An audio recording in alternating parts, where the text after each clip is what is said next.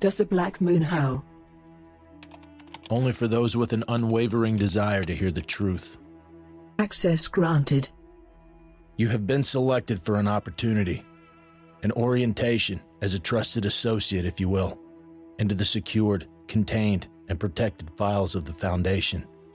SCP Unredacted distributes new files for review Wednesdays at 5 p.m. Eastern on secure channels on YouTube, Spotify, and scp-unredacted.captivate.fm.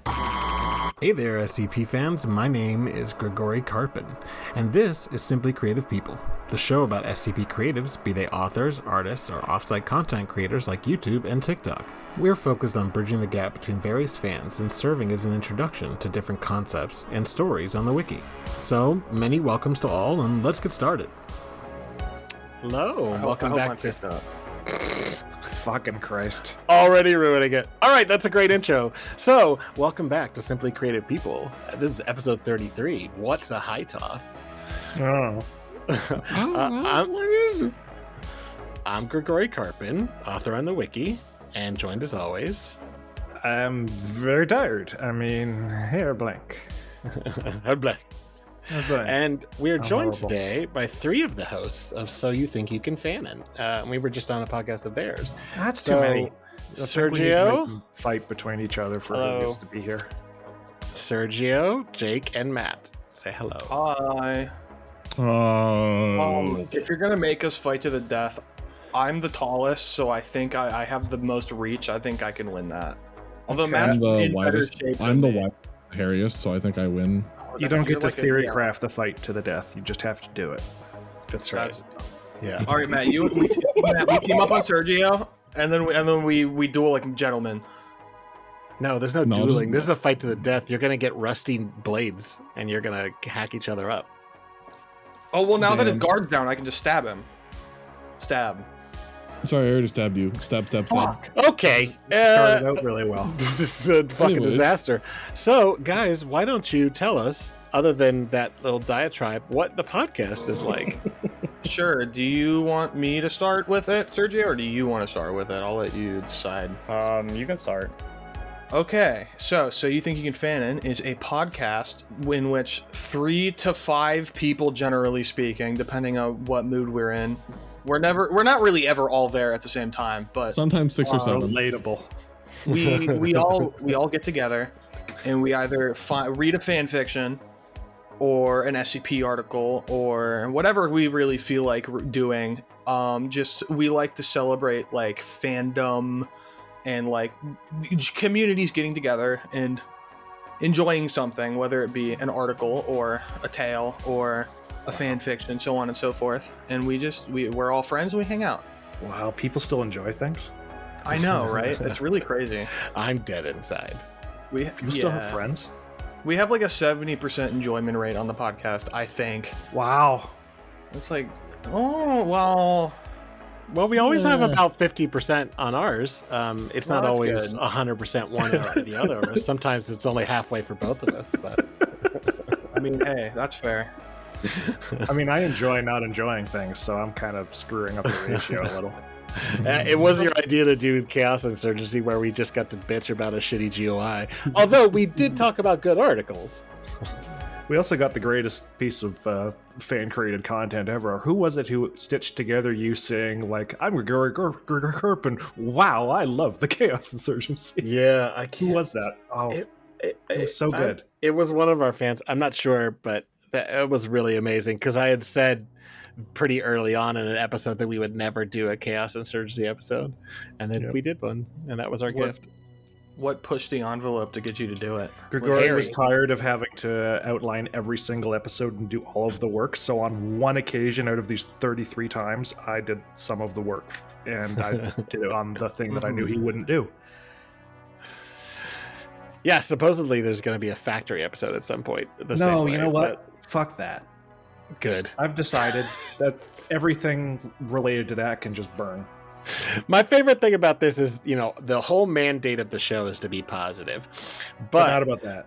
But we are glad to not cover everything. Yes. Like people will be like, are you going to cover this? there are lots of things that suck. And it's like, are you going to cover this? And it's like, and then move on.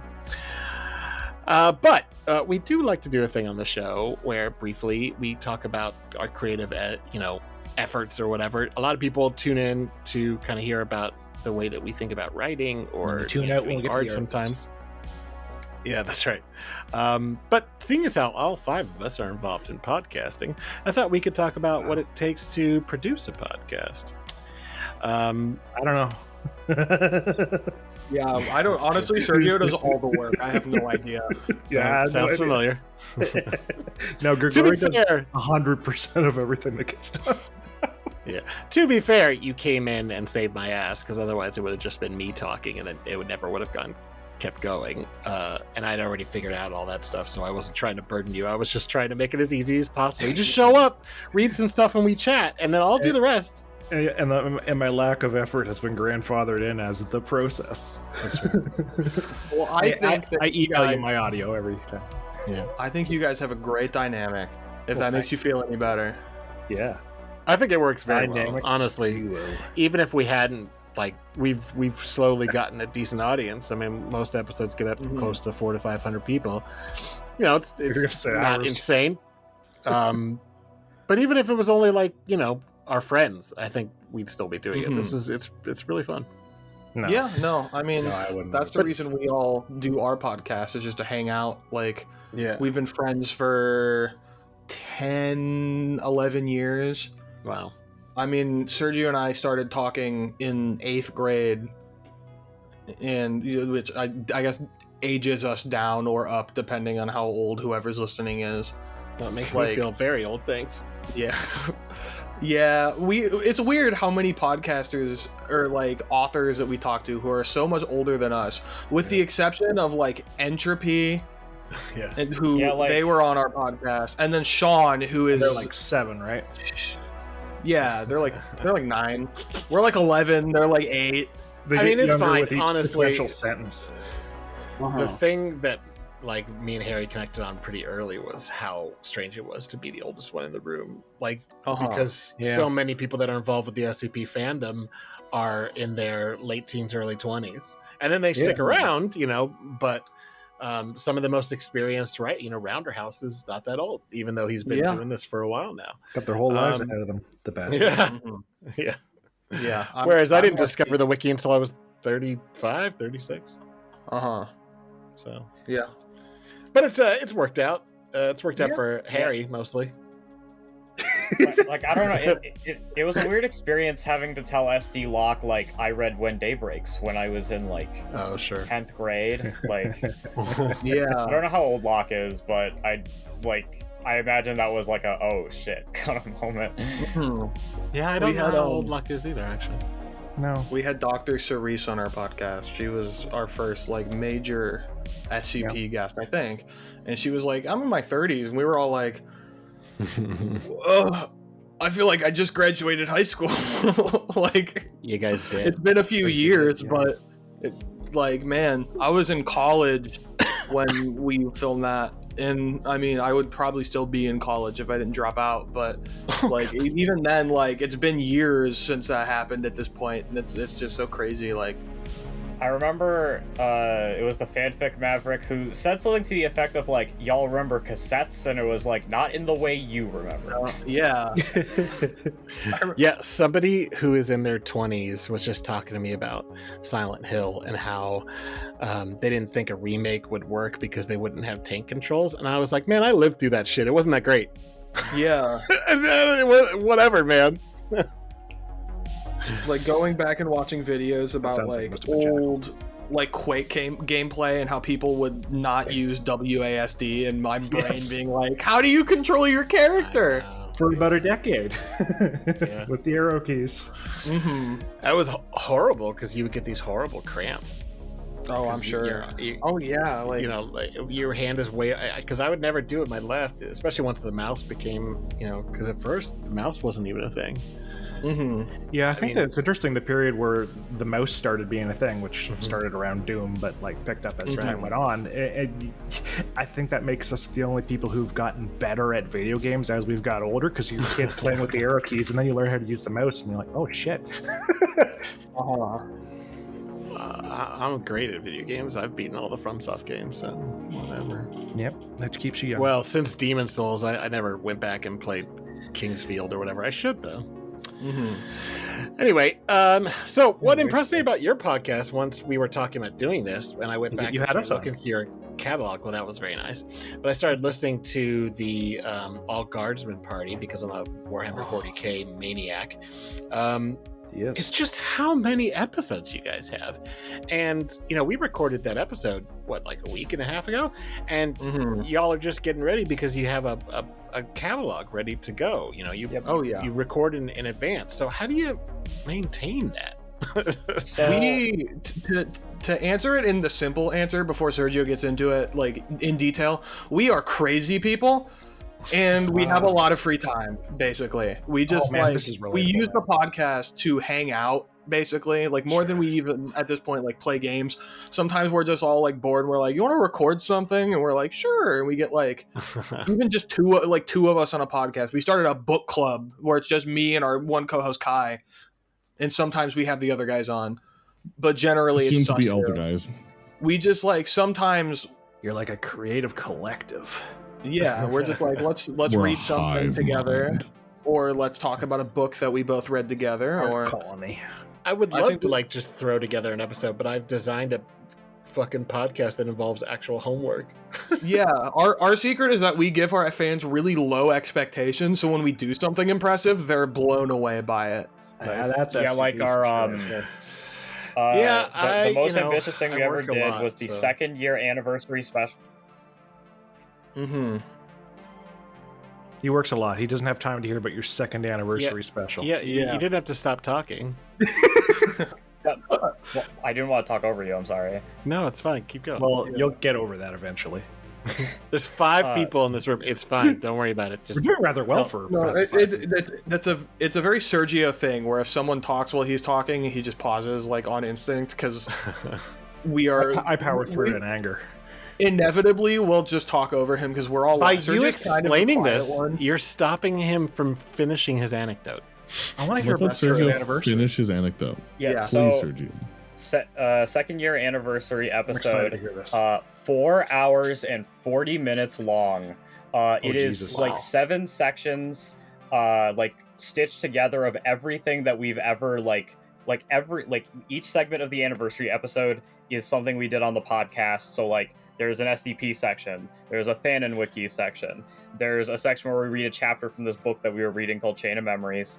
And then we capped everything off with something that we said that we'd never do on the podcast, which was read My Immortal, and we did, and it was fantastic. Wow. Fantastic in the sense that we were laughing our asses off, not in the sense that it was any good. Yeah. Yeah, I've watched a YouTube video about what My Immortal is, and I will never read that. Yeah, it's bad. Do we have an anniversary? What would that be even? I'd have to look it up. Yeah, you have to look it up. Do the research. And then and then design something around it, and then I will show up on You the cover day. the Chaos Insurgency again. No. No. So the first one we did was on January of last year.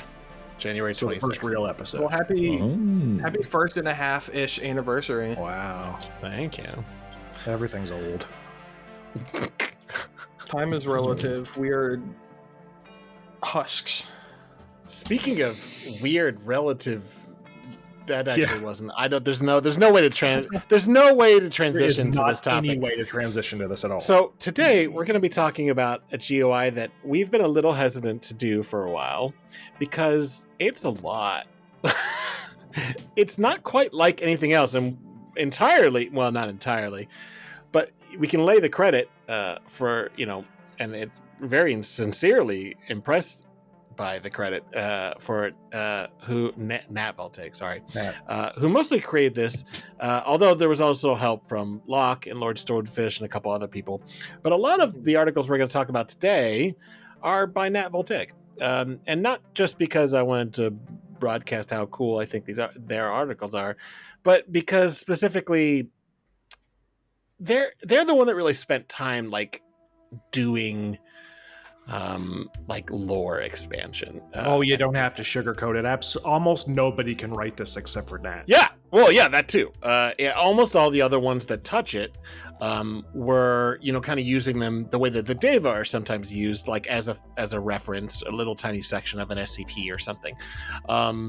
And I was like, I don't want to do that. I mean, it's the same thing that led me to do the Davite Hub was, I feel like a lot of things reference Church of the Second Hytoth without going into it. And Nat's stuff really, really does, which is, they made it up. You almost have to live in Nat's brain in order to go into this. Right, yeah. This stuff is really impressive. It's at once really impressively technical hard science, and then it's also just like insane mythology. And it balances those two things really, really well, which is bizarre. The insane mythology is where I think the most easy comparison is. It's like Davey Fool's Corbinic stuff in the sense that it's insanely cosmological and it feels like you need to be in this author's head in order to write it, only it lacks the humor and focuses instead on the horror. Yeah. Although I will say that a lot of these they're definitely horror, but they're not horror the way that like Sarkic articles are. They're very unique, Lovecraftian kind of. Yes, yeah, absolutely. It's absolutely Cthulhu shit. I interrupted somebody. Without the racist. I was gonna say, it's Matt. Hello, Matt. Just reading the articles, I was like, there was one person who made all this up. There's no way you could convince multiple people to stay on point with this shit. Right. It's Yeah. I mean, inspiringly detailed. I don't want to dismiss anybody else that contributed, and we do have two articles from other people that are both really impressive authors. But yeah, this is mostly Nat. Yeah. So in case people were wondering, these are almost all like I think 6 out of 8 of them or something. Yep. But I'm gonna go over some basics about, and I mean this doesn't even really sum it up, but. This is directly from the Hub, and the Hub actually has a lot of good information, and I haven't even covered a third of the information on the Hub. It's very much like the Sarkic Hub, or how I tried to make the Davite Hub, in that it is a useful resource to understand the GOI, and I use that word "understand" in air quotes. Somebody's going to go get ketchup and milk, and I hope that Matt mixes them together. Anyway, all right. The Church of the Second Hytoth is an occult organization of human and alien entities that adhere to the extraterrestrial or Tothan religion, aiming to aid a universal guardian deity, which is named Rakmu Uison? Rakmu Uison. In combat against extra-universal threats known as the Vorotut. The central beliefs of the religion are that that the current universe is the second Hytoth, meaning it was preceded by a different universe, which was obviously the first, which used to exist until it was consumed by an extra universal entity, and also just a whole bunch of chaos with different gods. And there were 7 survivors who got out of the old universe and made it into the new one as it was being created. Those survivors weren't necessarily gods before, but they became gods to guard our new reality against anything like that happening again. And they were called the Holy Seven. They all needed a constant source of blood. There's necessitating bloodletting rituals by their believers to maintain their health. But even so, over the years, 6 of these gods died, leaving only Rakmu Uison. In fact, the first one died very early in closing the gate to the old universe. What else? Let's see. Of the original 7 gods, only one still lives. And he is specifically like a warrior. He's the Holy Fourth, Rakmu Uison.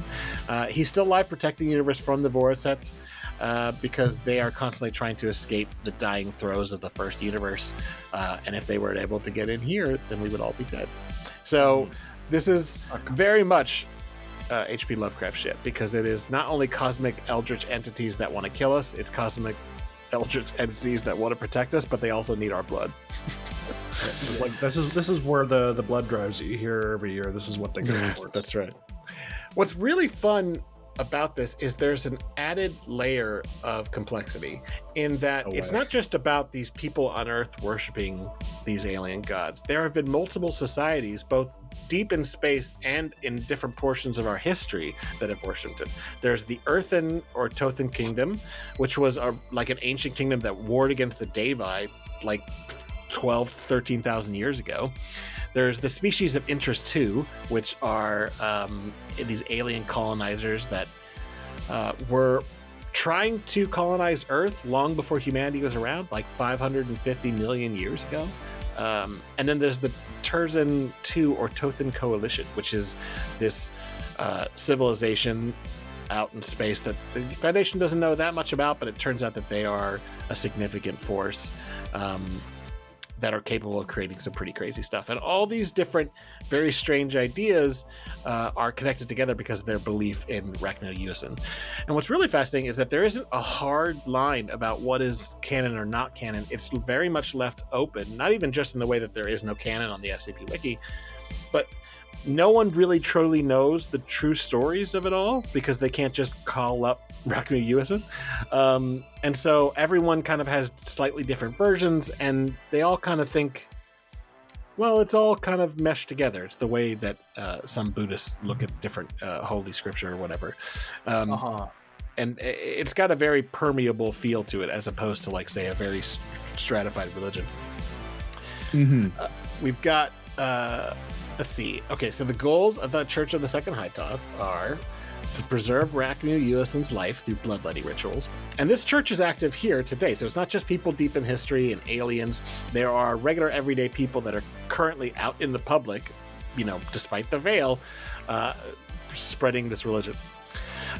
They also want to spread the Ortothan religion and morals based on the actions of Rachno-Yusin, to research the Ortothan pantheon, the first Hytoth, and unknown aspects of the Ortothan mythos, because they don't know it all, even though they're the church. You would think they would be the ones to know. And then also fourth, to kill any and all Voritut. Hate those but this is like, yeah, they're terrible. I mean, that one article is why the only even one have really see them. What a waste. Get rid of it. But yeah, if this even sounds remotely interesting, and after we go into the articles, you'll see that all of these are pretty fascinating and just really original shit. The hub is a great resource. I've barely touched on most of the tabs. There's just a lot to read on there. If you like world building and lore, it's a really good hub for that. Hubs are great because you're allowed to just dump world building and no one goes, shouldn't be any world building here, you should tell a story, blah, blah, blah. So, no, this is where the giant nerds can just wax about their crazy I love building and I love worlds. Nice. Hey, there's other people in this room, I forgot. Sorry, I know that was a lot. So you guys, you know, I know Sergio was the one that suggested this. Did you guys have much in the way of experience with this GOI before? I have a funny anecdote story with Matt discovering the Church of the Second Hytoth when he was helping me put together my site dossier.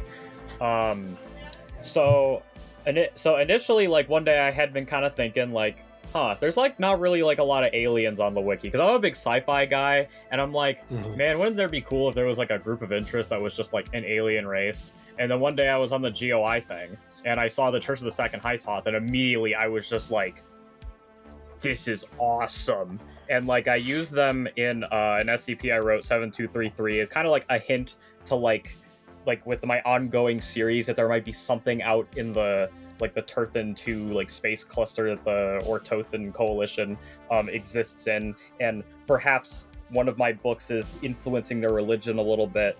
And Matt was helping me edit my dossier, and I was telling them about the Church of the Second Hytoth, and he was just like, that's not fucking real. You're making that up. No one actually wrote that. And if you go to the dossier right now, because I'm planning on rewriting it so the joke's going to get removed, there like it starts out with like, welcome to Aeronautics and Astrophysics, where we're trying to talk to aliens in the Church of the Second Hytoth, and one of the characters goes, "Those are fucking real," which is me capturing Matt's reaction to it.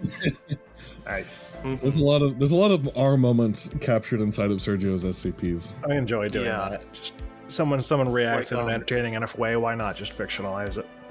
Oh, Yeah. God. Basically, victim only exists because something annoyed me the week that I wrote it. I have an article And- that actually ends with someone's reaction to having read it in crit, where they were just like upset and sad about it, and that's now how the article ends. Was I just had their author avatar saying exactly what they said. Which one was that? 6121. It basically ends with Calibold saying, "Why? I love them. I'm sad now." One of Sergio's articles, I think it's 7975, was the inspiration of it is us doing an episode on our podcast about cryptids. And I chose, for me, because I grew up in Ohio, I chose a couple of cryptids from like the Ohio region, and one of them was a frogman that turned out to just be like someone's pet iguana or something. And so we just kept joking about the like Ohio frogman, and then I was like, Sergio, you should make that into an article, and he was like, bet. And then it came out like a week later. I think he wrote it for Bet. Cold Post Con. Yes, I did. Or yeah. But yeah, for the church, for me personally, I've read a lot of articles for how little I've actually like interacted on the wiki, just because I spent a very large portion of when I used to work night shift at work, just at my desk reading SCP when I had nothing to do. But the Church of the Second Hytoth was one of the only things of everything that I read, somehow completely managed to avoid my eyes completely, just because when it does have the occasional like crossover to other articles, like uncommon as it is, like it hardly ever explains what any of it actually means, and so I'd just be like, oh, I don't know what that is, and then I'd keep on going. So because it's very exclusive to its own thing, and so a lot of the times I'd just be reading something, and if it mentioned it, I'd just be like, oh, it's that, and then I'd keep going. To Jacob and I's understanding, it's largely been you might not know this colloquial term, a glup shitto organization, where Yeah. you see it and you're like, oh my god, they're there, and you just keep going on your day because you have no fucking idea what they do. Pretty much, I mean, yeah. that was me until we did this. Like, I've Not always... like a bad way. It's just like I was just like, not yeah, remotely whatever. bad, man. Listen, it's okay. There are so many things on the Go ahead. wiki, Go and ahead. I have had such a like hit or miss way of attacking certain subjects on the wiki by what I've read, that many times when we go to research an article, I don't know anything about them until I have a list of articles and I start reading them, and then we do a podcast, and then I feel like I have a really good handle on them. This is definitely one of them. I had read a couple of these, but a lot of them I would start to read them and I would be like, I don't know what this is, I'm gonna move on.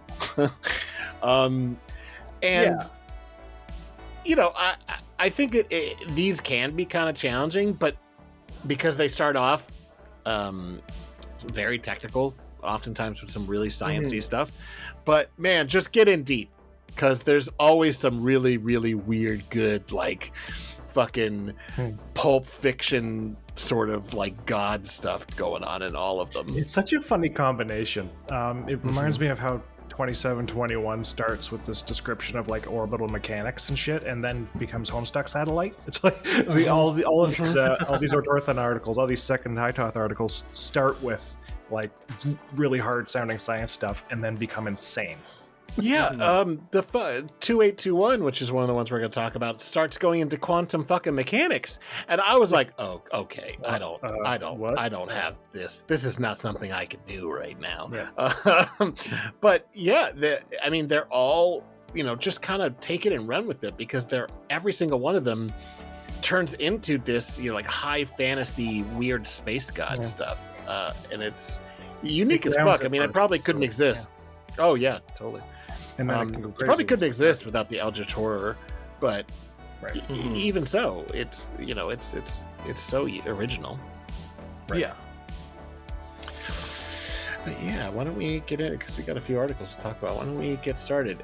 So the first one I picked was 2417, which is Gods, the Universes, and Origami by Nat Voltaic. Good title. Yeah, great title. A lot of these have really good titles. This is the first ever Hytoth article. There's even in the author post, Nat actually starts to explain that. I don't even know if this is going to be a real GOI or not, which is pretty funny looking back. This is the anomaly is a sapient white kami paper, which is usually used for origami, which can fold itself into various shapes and move around. And its preferred shape is an octopus, but with 7 arms. Oh, and by the way, it can speak English and or Tothin. This creature, this entity, worships Rakmu Uasin and is part of the Church of the Second Hytoth, which I thought was funny. It's not just a construct; like it considers itself belongs to the church, like a member. That's right. It's found in an apartment of a woman who owned an origami store, but she had died while on vacation in Germany from internal hemorrhaging. But then, once we start getting into the interview, the origami thinks that it is that same woman. Mm-hmm. Call me, IMACT priest Allison Killian of the Church of the Second Hytoth, which was the woman's name. It tells the foundation of the Holy Seven. This is pretty much the first window into the weird stuff. The first sacrificed himself to save us all. The second and third killed by the jealousy and hatred of each other. The fifth forgotten. The sixth killed in combat. The seventh ceased to exist. Rakmu Uasin the fourth is the sole defender of our realm. Like, they could be talking about any number of established high fantasy space opera shit right there. It's so good. Imagine what would happen if Rakmu Uasin died or was asked that. Imagine releasing a poison into a pond full of fish. From where it is released, it will spread throughout the pond and it will kill all the life within. The endless horrors that roam the Foro are that poison, and they would not hesitate to enter if given the chance. One of my favorite things is that these gods came from a universe that was dying, but that universe didn't die. Like, it's still hanging on and can't wait to bust through, right? Which is fun. Yeah, so that's how I feel about some of my older friend groups. You ever out there, and every once in a while there's a refugee. You ever watched Eric Andre? Yes, religiously. Let me in. Let me in. Everyone knows that fucking thing, even if they've never seen it. Preface that with that's like, have you ever been in a chat room? You could have said. Everyone's seen that gif. So Allison was recruited in college, meaning that this religion is active out there in the public. And after her first blood sacrifice, she actually psychically saw Rakmu Uasin. And then what's really interesting is that the memories are overlapping between this construct and Allison, because there's a moment where the construct is saying, the only reason I was living with this woman, she was also a church member. Her name was Alice. Wait a minute, that's not true. And it's like, oh shit, this thing just thinks it's Allison because her personality somehow got imported onto it. And it turns out, because there's a letter from one of the other priests, that this was all part of this idea, a ritual to create constructs to go out and spread the word, and more importantly, collect blood, because this fucking origami thing absorbs blood, and that blood magically gets translated to Rakmu Uasin or whatever. Look at that, religious pamphlets that really work. That's right. It's a living Bible tract that causes as much damage as the real Bible tracts.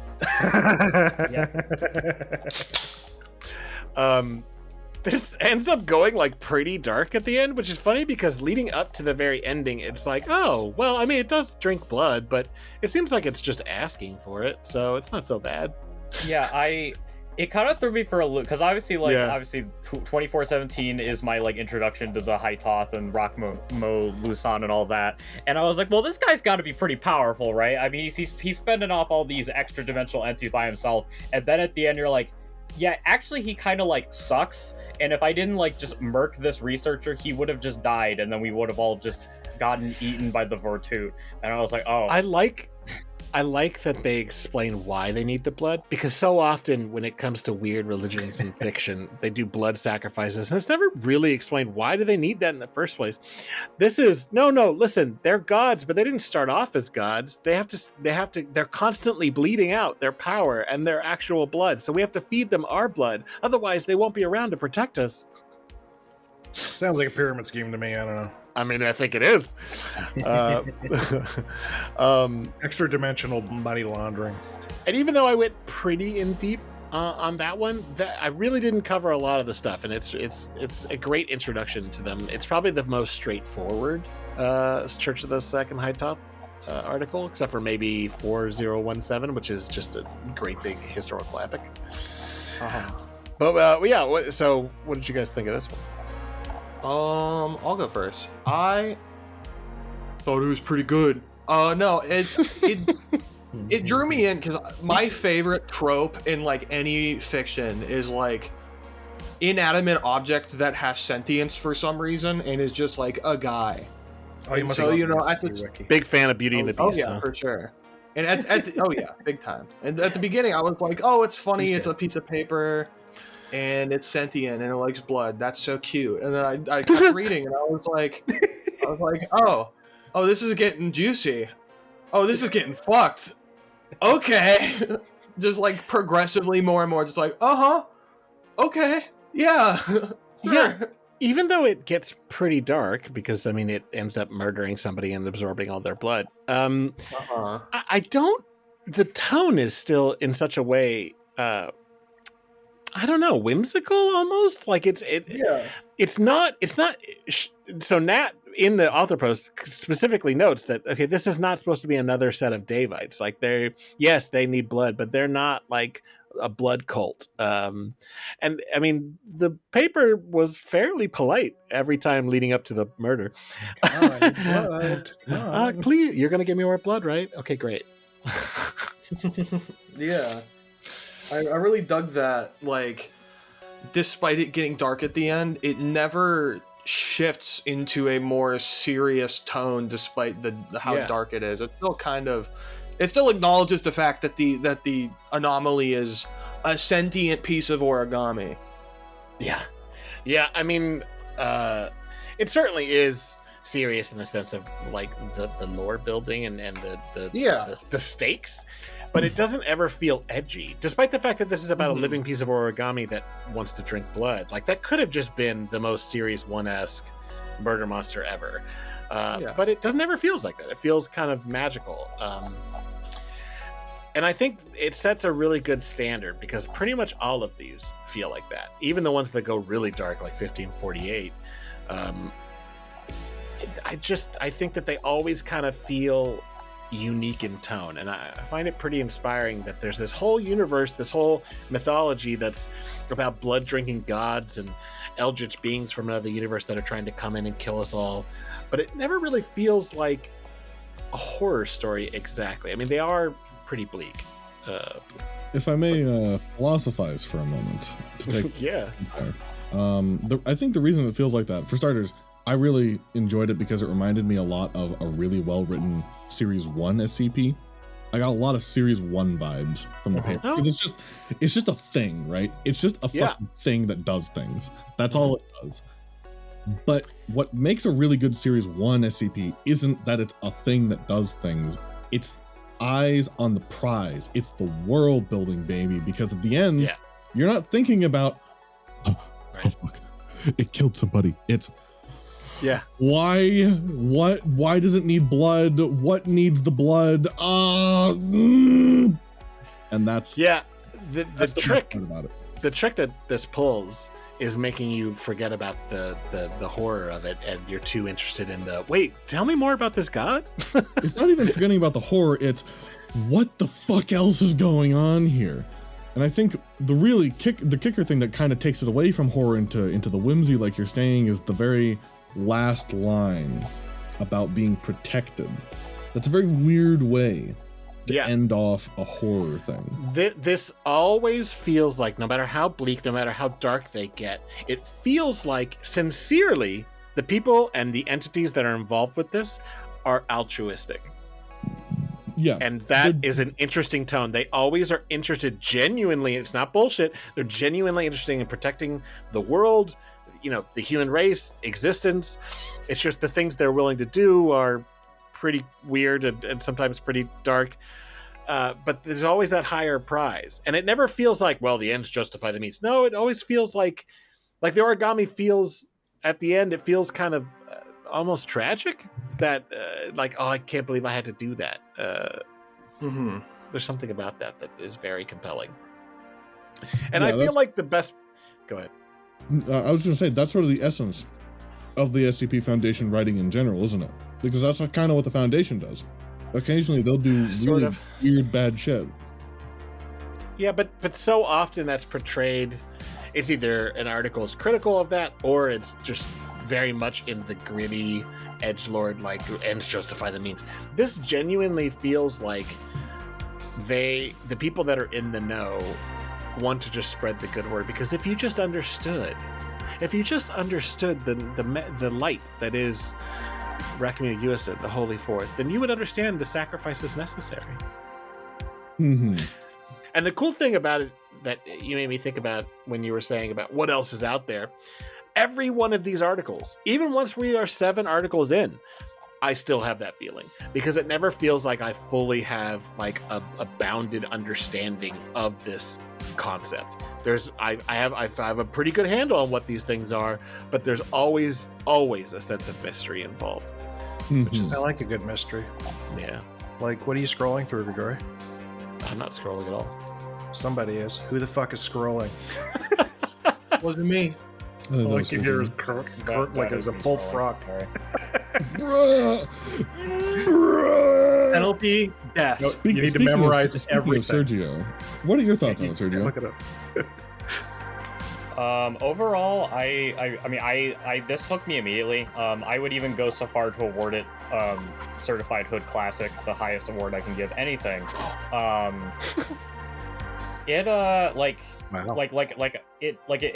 hooked me a lot through just like, obviously, like the anomaly with like the origami, and it like this person, because I mean, my reading of it was that she transferred her consciousness into the origami, and that it wasn't just like a copy of her personality. But like the world building in this was generally excellent. They really like sold me on the concept of this Church of the Second Hytoth and Rakmo Lusan as a deity, and I was really excited to learn more about it through the other articles that we read. Yeah, the thing that elevates this, I think, beyond, because I think you're right, I think the pattern, I think Matt or Jake was saying that it feels like a really good Series 1 article, and the thing that I think elevates it beyond that is that it uses this really cool idea, because the idea itself is pretty compelling, like a conscious origami construct that hungers for blood. That could be a good horror story by itself. But that was never the purpose. Nat's purpose was to tell this wider story in little, like you said, it's world building, but the best part is it's world building that's like missing chunks. And so we're left kind of hungering. What else is there? It's not even necessarily that it's missing chunks. That I tend to not like it's just missing pieces randomly. It's so big. You can't understand it all in the span of a single article. Yeah, that's what I true. like about it. That is definitely true. It's the scope that's the mystery. What I meant was not that little pieces were taken out. Like no, and I understand.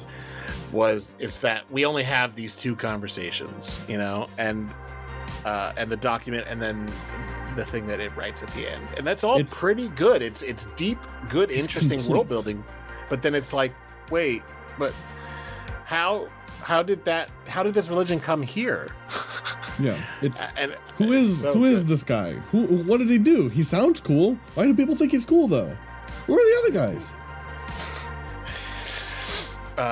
But let's switch over to 2821.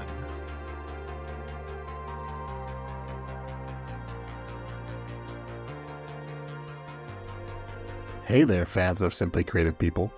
We're still mostly unsponsored, so any financial help you can give us through Harry's or my Ko-Fi helps keep the show running. If you can't support us financially, just try to spread the word about the show. We've grown in the last year of production, but I think there's still a wide audience of SCP fans out there who would get a lot from our podcast. Finally, in every episode we leave a link in the description to my author page and to Harry's, along with our guests. Consider clicking through and checking out our work.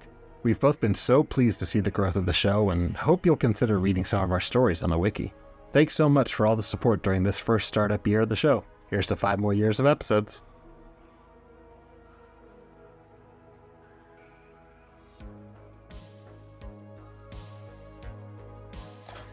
Yeah. So this one is 2821, A Lunar True Vacuum by Nat Voltaic. And True Vacuum is, good God, the first footnote is, 2 Beyond paragraphs. It's quantum field theory. I am not capable of understanding it. The point is it's a spatial anomaly that's located on the moon, but it's underground in a cavern, roughly a kilometer across, and it's constantly changing size. Sometimes it is, varying wildly. Just like me. Just like me. And anything that passes through it will be subject to the rules of physics that are within the anomaly, which are constantly changing, which usually results in whatever going through the anomaly getting smushed.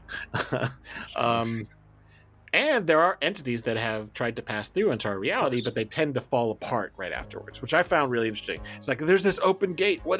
Something's going to come through, and things do, and then they fall apart immediately. Me when I leave the house. Hope you're ready for 2 more hours of this, because I'm going to keep doing it.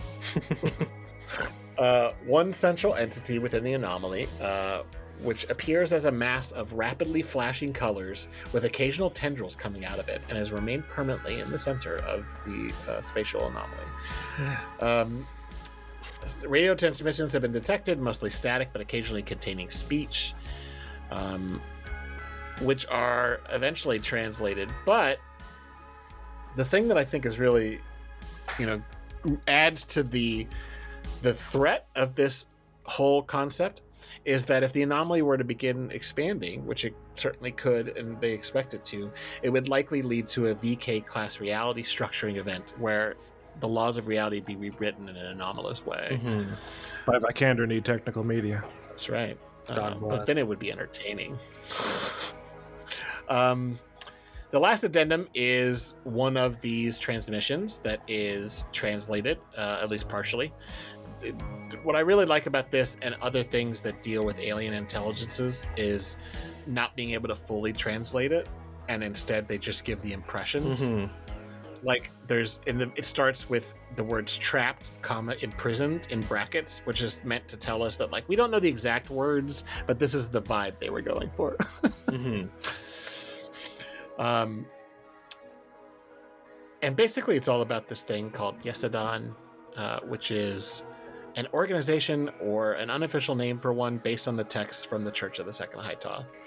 So for me, what this anomaly is sort of a window, at least I think, a window into that previous universe. What are your guys' takes?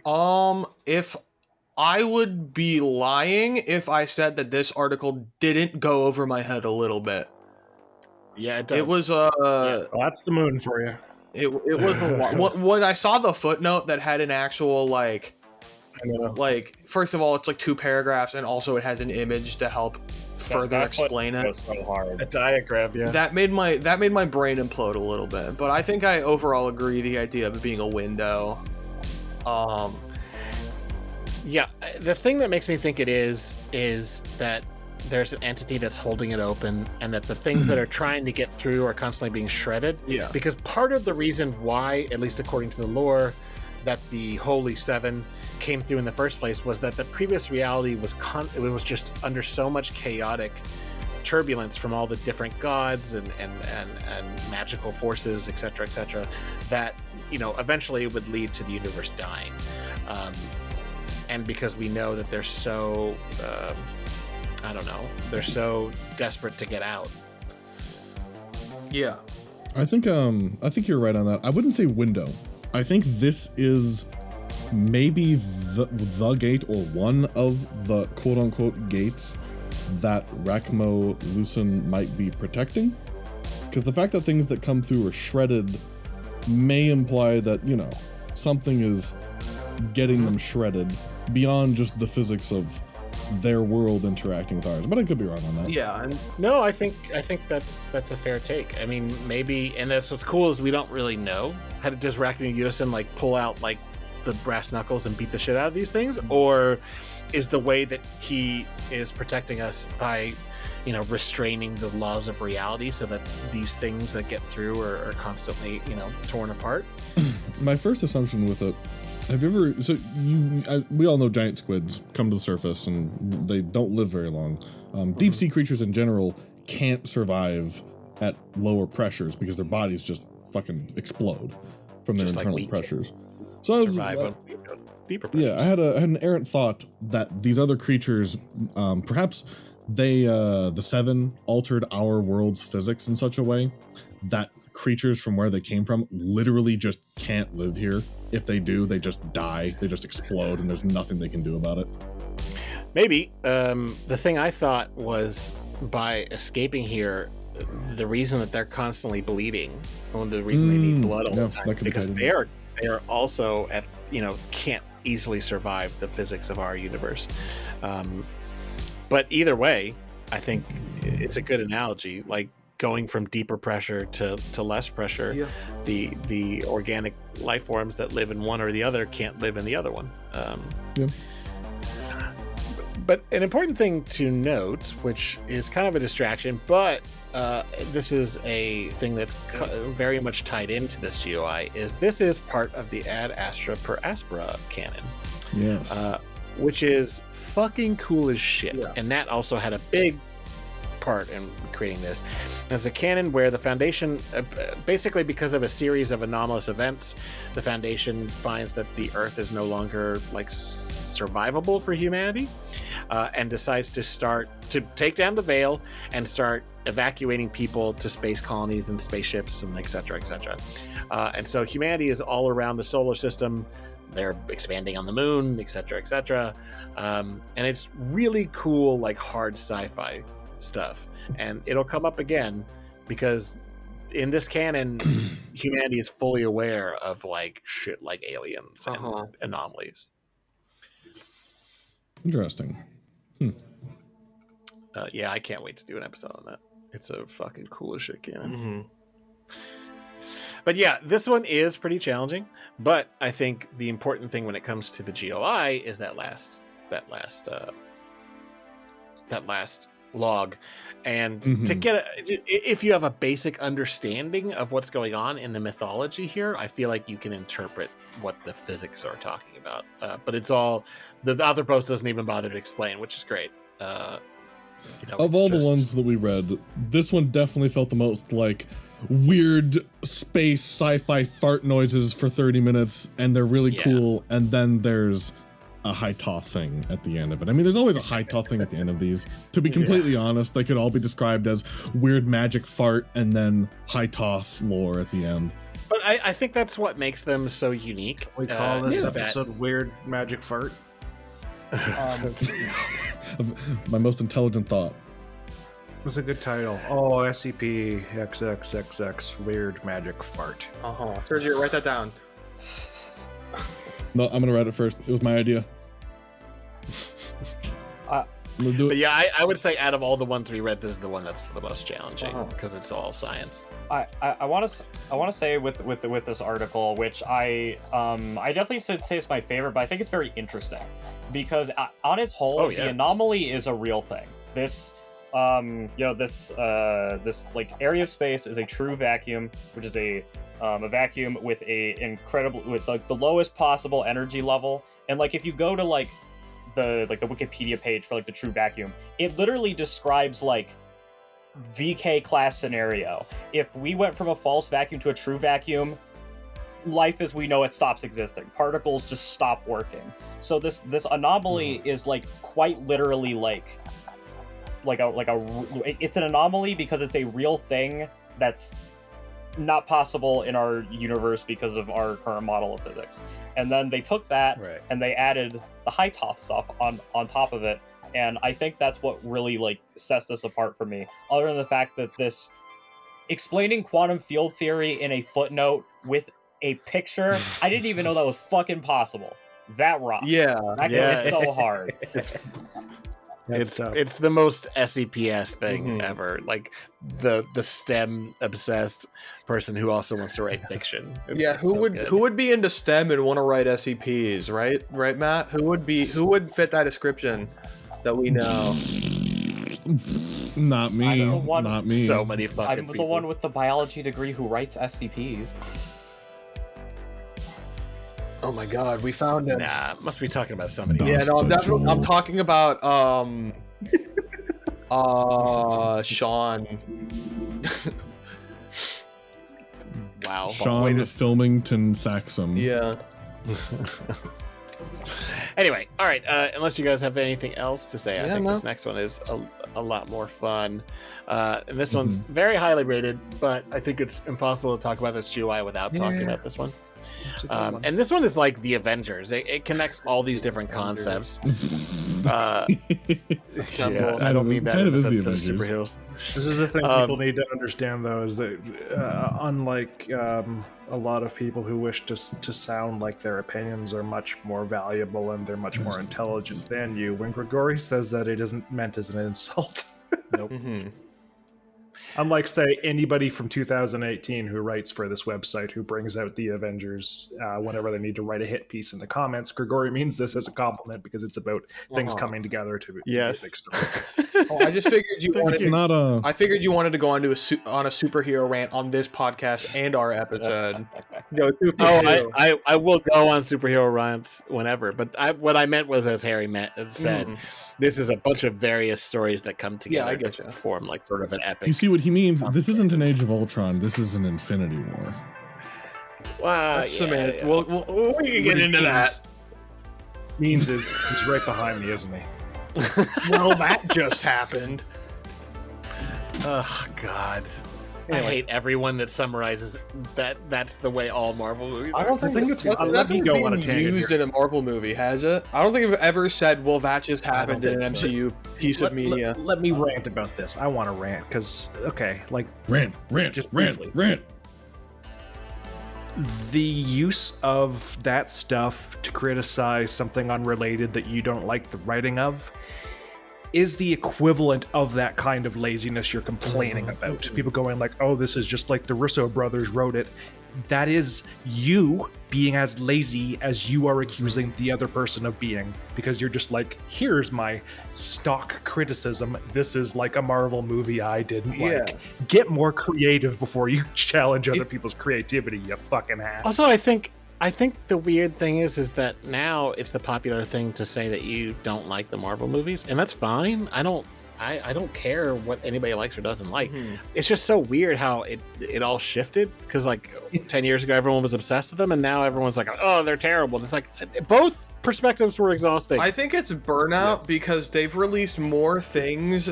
I don't need to. I mean, who cares? Yeah, that's what everyone says. Yeah. But the point is that it's just people jumping on a bandwagon. That's true. I can't argue with that. And that's boring. Also, if you did the research, and you would know that the Russo brothers don't write their own movies, so that isn't a valid criticism. They get other people to do it. They listen to what Marvel says and listen to Marvel. To be fair, that's what most directors do. Yeah. But it turns out that actually most angry old authors also hire out their comment writing to AI. I'm just saying this without any proof or evidence, but it's the truth. Yeah, for sure. They do it for scraps. Boxes of.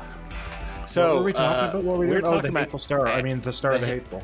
That's right. So SCP-1548 is called the Star of the Hateful. It's by Nat Voltaic. What's interesting is it used to be a different SCP.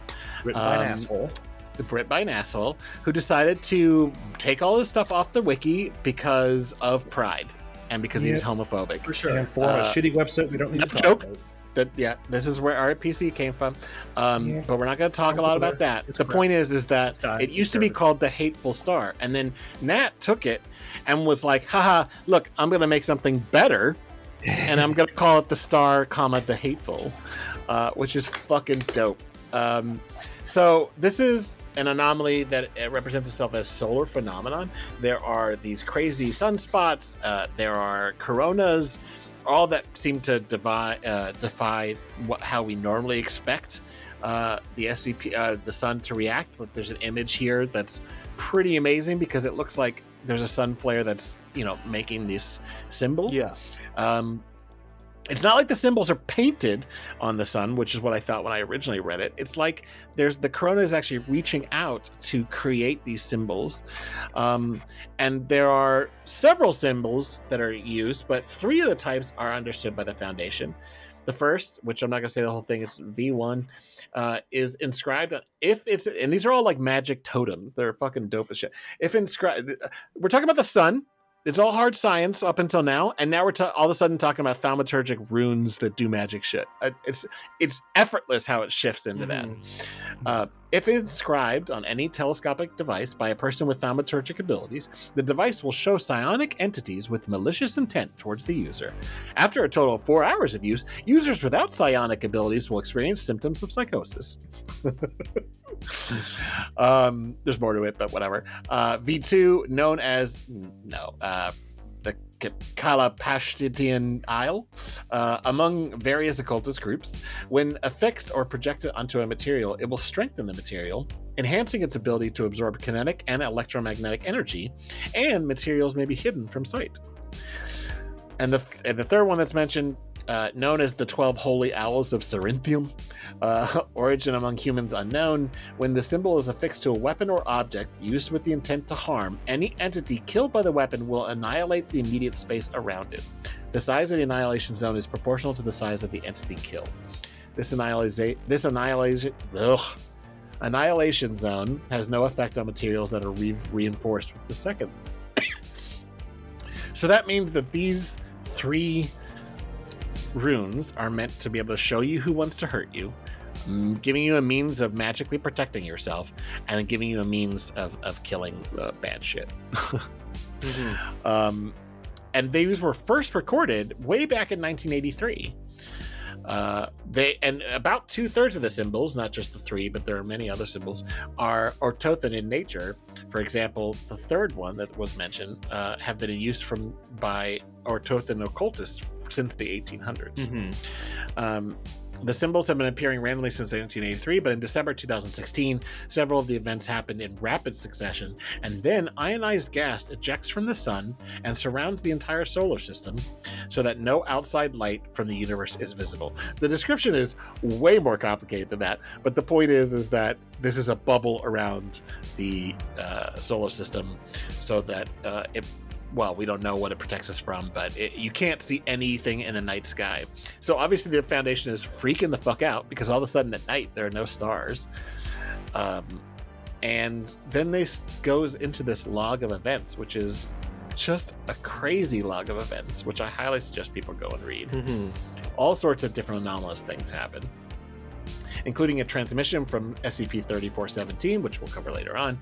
And it's a warning that beings from outside our universe have broken in and the solar system has been protected. This is a sanctuary. It's a message to all Orthothans. And Cameo if you my get to favorite the SCP. end... Which one?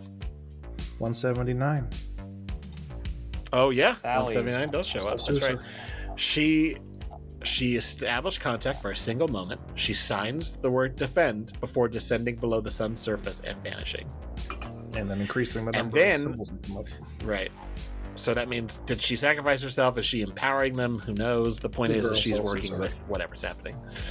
But you get to the end of the high science stuff, and it seems like the article's over.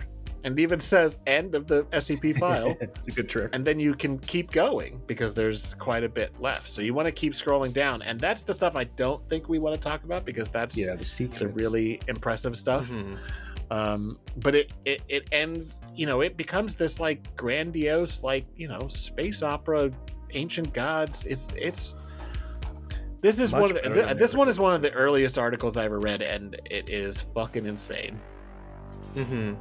I can't think of another article. I think I just want to say, it was posted very shortly after the original was deleted. I think it's possible it was posted the same day as the original one was removed. And it is 13 votes away from having the same rating that one had accrued over 4 years of having been posted. So if y'all go up and upvote it, it'll pass the one that was in that slot before that had been there since 2014. So it's on its way up, and it's permanently blotting out the stigma of its of its slot, so that's great. Predecessor, yeah. I will say, I did not know the backstory behind this of it replacing an older article, and I must say, it seems to me like this is the SCP equivalent of a baseball play where the guy hitting the ball like points out that he's gonna get a home run. Like I'm gonna release this article in your slot after you delete yours and blow it away, and then absolutely just knocking it out of the park. Yep, there's a very few the sort of person too. The sort of person who would piss off. Like, this is one of the people who would have been particularly affected by the whole Pride stuff that was going on, and just to be like, not only are you taking your bat and ball and going home and crying, I'm taking your fucking slot. Fuck you. Yeah, it's great. I'm the pinch hitter. Also, the SCP Foundation icon is I guess they all are now. Yeah, all the articles. It's got Is it which one is this site-wide or is it all Nats? I don't think it's site-wide. I believe it's on all of Nats. It's just Nats articles. So it's the it's like it's got a trans flag in the SCP logo. Right. So it's this they can't see our screens. Because even it's this big fuck you to the original. Even the Ad Astra per Aspera theme. For 2021 has it. But yeah, I really liked this article. I really liked, especially, the thaumaturgical symbol idea. I'm in love with it. I love. Oh, it's incredible. I love fantastical elements. I love fantasy.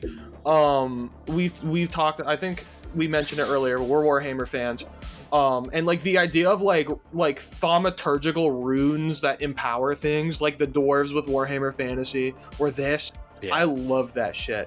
It's just like an ancient, unexplainable magic that lets you empower things with runes. Like obviously that's a thing in like the mythology of like Norse mythology, stuff like that. But just that idea of like brought into fantasy in a literal sense, I love it.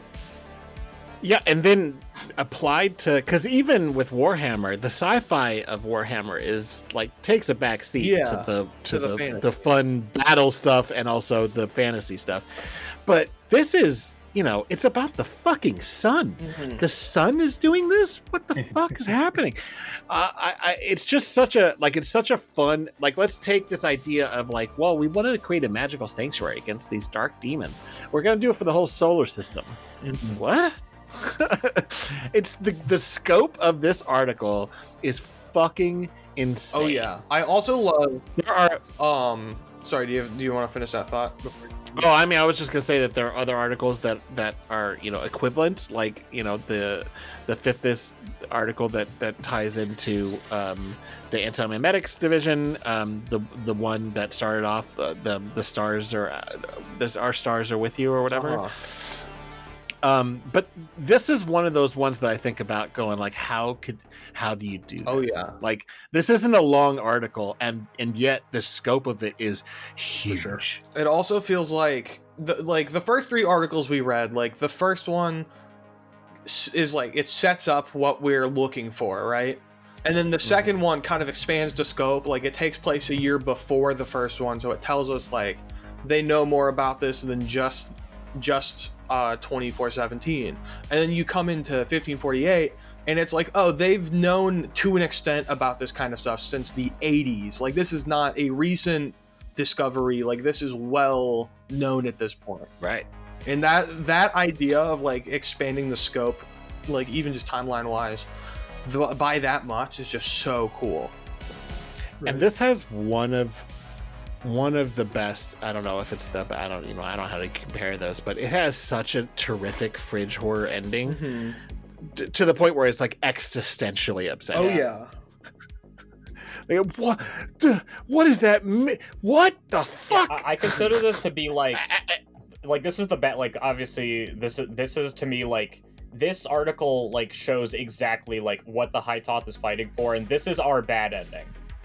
Yeah, if you are ready to fucking go to the blood drive and give a quarter of your blood away to Rocco Lusan, I don't know what you're doing. I guess you just want the universe to end.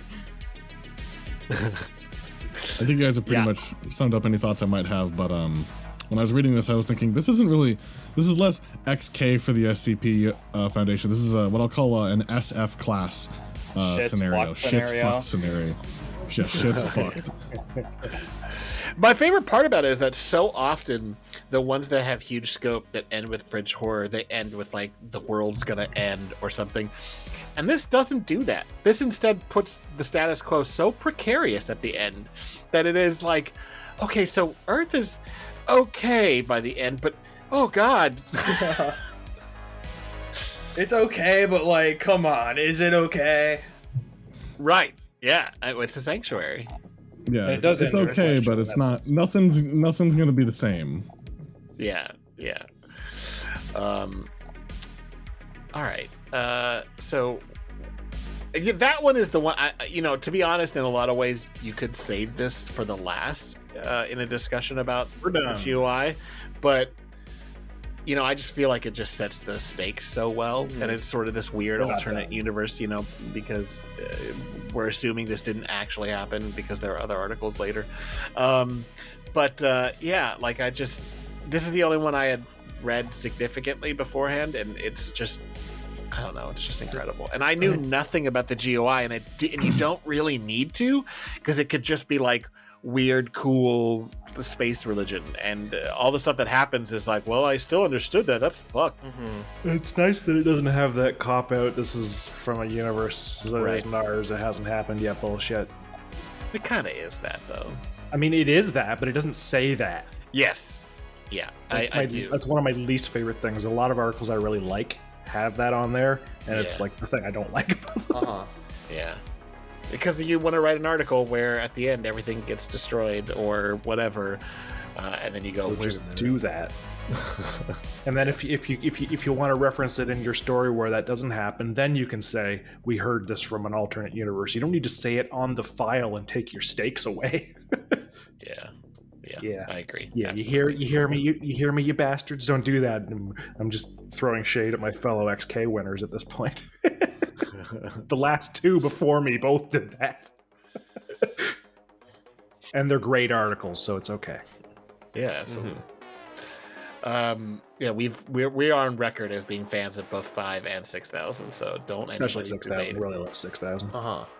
Oh wait! I think I'm contractually obligated to say I adore 5,000 as well. Yeah, you are. Literally work on a video game about it. I had a great interview with Tantoni a while ago. Is that SCP-5K or? That is SCP-5K. I didn't know you worked on that. Actually, I'm one of the writers, and the reason you don't know that yet is because there's no writing in the game yet. Well, coming soon. I like it, and that's my review. I'm glad to hear it. It's fun. Thank we played it a good couple of times. Sergio and I and my friend Rick, we've all played it, and it is fun. Did you play the more recent update? No. Did you play the most recent? It's got new SCP in it. That's actually because I'm a bad person. Oh, but only bad people haven't played. We plan on it. I haven't played it. We've been busy, but that's because I can't. Yeah, on your old laptop, it probably would. Yeah, it's a AAA looking game, and I think you'd have a lot of trouble running it. It won't happen. Yeah. No, anyway, they added a new SCP. It reminds me of SWAT 4, and I don't know if you've ever played SWAT 4, but I love that game. It reminds me, when I saw some people playing it, reminds me of Prey in some ways. It does have a bit of that, and it's going to have more as it goes on, because right now it's still in early access, but they recently added a new update that adds an SCP they had us write for the site with me and Gabriel Caro and placeholder called Epitomedia SCP-7528, which is this horrible screen monster that chases you around in the game and what I consider to be far and away the most entertaining part of the game. So it's a fun job. It's a lot of fun. They're great people, and I'm not just saying that because they give me money. I wish I had a recording of my reaction to 173 when we first saw it in that game. Scary. It was just like me. I think this was before Sergio picked it up. I think it was just me and my friend Rick. We're just like walking, and I'm like, hey, look at this fucking dude. Look at this guy looks funny. And then I just like stared at it for like a few seconds, and I just realized like, oh wait, I am in danger. And I was like, Rick, and he was like, what? And I was like, I need you to look at this while I look around. I don't think I can stare at it without freaking out.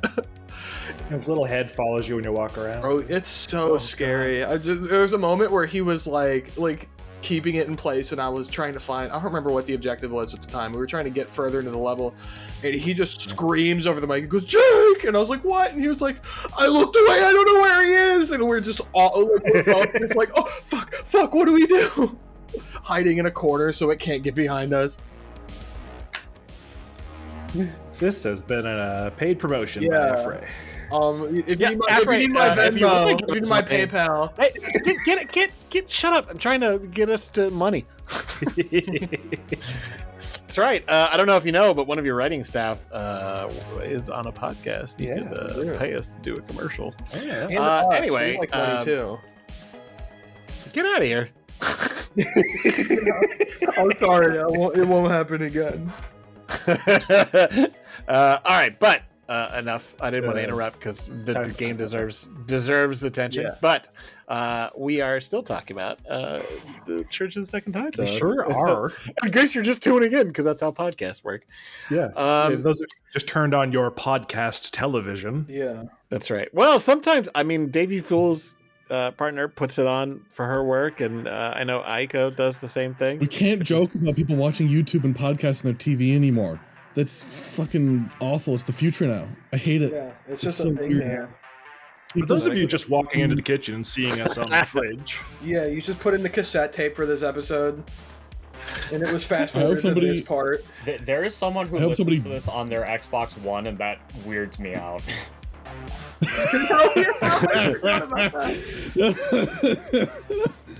I know a guy who used to say he was coming onto IRC from his Wii. Oh my god, right. That's amazing. I don't remember who it was. It might have been Jora. Oh my god, I forgot all about that. I forgot about IRC. Anyway, horrifying.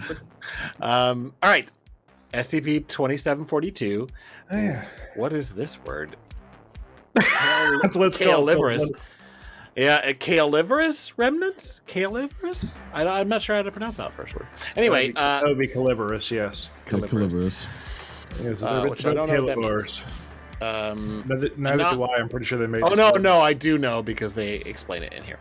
Anomalous aquatic animals which resemble eels, except for instead of being tubular, they got like 3 equidistant sides, so they're kind of triangular eels, and they reproduce asexually up to 9 times each. The entities are calivores, consuming the strength of reality for sustenance, presumed to be done through the intake of deskins, a theorized particle that determines Humes, because Humes wasn't enough made-up words. We had another one that is also based on a philosopher, Deskins. Killed by the pseudoscience. Yeah, it sounds like Deskins is like the Higgs boson for Humes. Mm-hmm. Wow. Yeah, I don't know what that means. Anyway, that's a good way to put it. You made it more law school. I'm not a chemist. The particles would go through microscopic pores in the head and into the organ, and which it turns into chemicals through an unknown process. Hell yeah. They actually eat humans in a 15-meter area around them, which looks like heat waves because reality is being consumed, so it actually distorts sound and light around it. Which is a really cool. It's just a sentence, but that adds a lot to it, in my opinion. It's good thinking. Yeah. There is also a higher chance of non-anomalous subjects becoming reality benders for the duration of the decrease. So you could just be standing in the area that this is happening, being a normal person, and during that period, you might become a reality bender. Oh, that would be great. I don't know. I would really like to bend reality a little bit. Bend reality to make myself like a little taller, but not enough to notice. Like, you know what's funny? I think I'm done with aging. I feel like I'm at a good spot. Yeah, that's true. I'm absolutely done with aging. I feel like we haven't done a lot of stuff talking about reality bending on this podcast. Oh. Which is funny because it used to be everywhere on the wiki, and I feel like we haven't touched it much. Anyway, I'll just be in the background here typing up a new GOI about reality bending we can talk about. Well, soon we'll be done with GOIs. Vykander need kind of bends reality. Nope. Okay. Nope. No, of course not. Nope. They realistically and without agenda portray the way the world really is in high quality media. That's absolutely true. Correct. And entertaining. Yeah. High quality media trademark. TM. No, it's TM. TM. Oh, that made me choke on my water. TM. Oh, I'm dying now. The first time The first time I did that, I put it on like a TikTok or something, and I sent it to somebody, and then they just started literally fucking dying. They're like, the fucking whispered TM at the end is so weird. Whispered TM just killed me a little bit. For a better tomorrow. Oh, get out of my On the lookout for our ASMR episode, just Grigori saying TM over and over again. Let's go. Anyway, Tones. when one of these eels dies, there's a chance of a Vardia event happening, which happens about 40% of the time. Yeah, me too. Maybe. Because when that happens, temporary restructuring of reality in a spherical region, so many spheres, the event has an approximate radius of 30 meters. Outside, looking in, it looks like the area is repeatedly bending and twisting, though no such phenomenon are described by those that are entering it or inside it. And what happens in the event varies, though hallucinations and appearances of anomalous entities are common. Oh. What's really funny is they start off where they were discovered. They were discovered in Lake Ontario, but not in the water. They were discovered in an aquarium at the back of a ship. At first I was like, whoa, they were just in the no. It's like the first Canada reference I've seen on these as well. There's one on one of the earlier references as well. Yeah. It's always strange to see Canada mentioned, and I feel weird saying that since it's a whole ass country. But whenever I see Canada, I'm like, hey, that's me. You mention it all the time. Yes, but I'm You say that here. like Canada is Actually, I like think from that the might SCP be- Foundation. Yeah. No, Harry's I put entire Canada in site the is SCP. Canada. Damn. I created Canada. If you go to SCPD or 19 Cord and you look up Harry Blank created Canada, you'll see many examples of people saying this. It's the truth. And so many people on 19 Cord are just the most reliable of Well, yeah, sources. that's where you go to meet people who really know what's going on. I want to say I said that at one point. I'm sure I you think did. I messaged. I think Probably. I messaged something to the extent of I created Wyoming like Harry created Canada. Yeah. Oh, you're gonna get in a fight with Lyrian about Wyoming. All right. Is creating Wyoming really a thing to be like? You should have done No, more world. You really should have done been to more world Wyoming. building if you created Wyoming. I've been to the biggest city in Wyoming, and it was not much of a city. Well, yeah, Wyoming. What's in Wyoming? I can't even name Fucking a city grass. in Wyoming. I can name What's the one capital city of in Wyoming? Wyoming. Cheyenne. Slugwater. Cheyenne, Cheyenne. which is Okay, where I was. Wyoming. The only reason I know that is because that's where I was. Right. You went to the only place in Wyoming that has a name other people have heard. It's hilarious. The state capitol building is like right next to some houses. Mhm. It's such a small fucking you would expect that to be like put away. No, it's just like a little house right across the any street. locals to build their state building? They must be so weak in Wyoming. Well, I'm sure they did, but those My understanding in locals, America didn't is look that like whenever they want to build like a civic center, they just kill everybody who lived there. Oh yeah. Oh my god, and people are so weird and racist there. Like I literally ran into people being racist while I was there for 3 My days. car. It was insane. Yep. I walked in and I bought something from a gas station and I had to give my ID, and they were like, "Oh, that's an interesting last name." Seriously? I have a very Jewish last name. Seriously? Anyway, yep, seriously. Oh, you wouldn't have Anyway, Fuck Wyoming. let's see. Anyway, what were we doing? There's a series of logs about the different Vardia events that have been. I thought you were recorded talking about since- Wyoming. Wyoming is a series of logs. It's true. That is true. Yeah. That's true. Well, no, that's not true. It's all grasslands. True. Is it? Yeah. Yeah, I mean, I'm sure there are They have some trees. forests. It's plain, but it mountain, really. It's plains and mountains. Yeah, What a dumb It's- country. there's like no fucking horizon. It's terrifying. I grew up in California. I'm used to like oceans and mountains, and it They fucked is up the just sky. flat. I know. It's just I flat. grew up in Ohio, and it's all oceans and mountains. Yeah, dumb I've been to word. Ohio. There's a lot of oceans and mountains there. I mean, you get like East Ohio. There's like there's Ohio. mountains there. Wyoming. How many oceans are there in Ohio? Lake Erie, baby. That's our ocean. It's Best fucking ocean on the continent. It's the brownest Great Lake because it's so polluted that it's discolored. Wait a minute. Is that a Great Lake? Wait, No. Great Lake? Lake Erie? Yeah, it's Yeah. one of the Great Lakes. You're on Ontario, Michigan, Erie, Superior. Homes. I learned that in public school. It shouldn't be a Great Lake because it's so gross and polluted. So it's Lake Michigan. Lake Michigan is beautiful. Are you kidding me? At least looks still very polluted. looks nice. I Lake prefer Lake Erie Huron. doesn't look nice. It looks like crap. Fair enough. Is that like the Mississippi? And you see it, and you're just like, oh, don't Don't touch Shout that. out to the Cuyahoga River that runs into Lake Erie for being the only river I know that's ever caught on fire.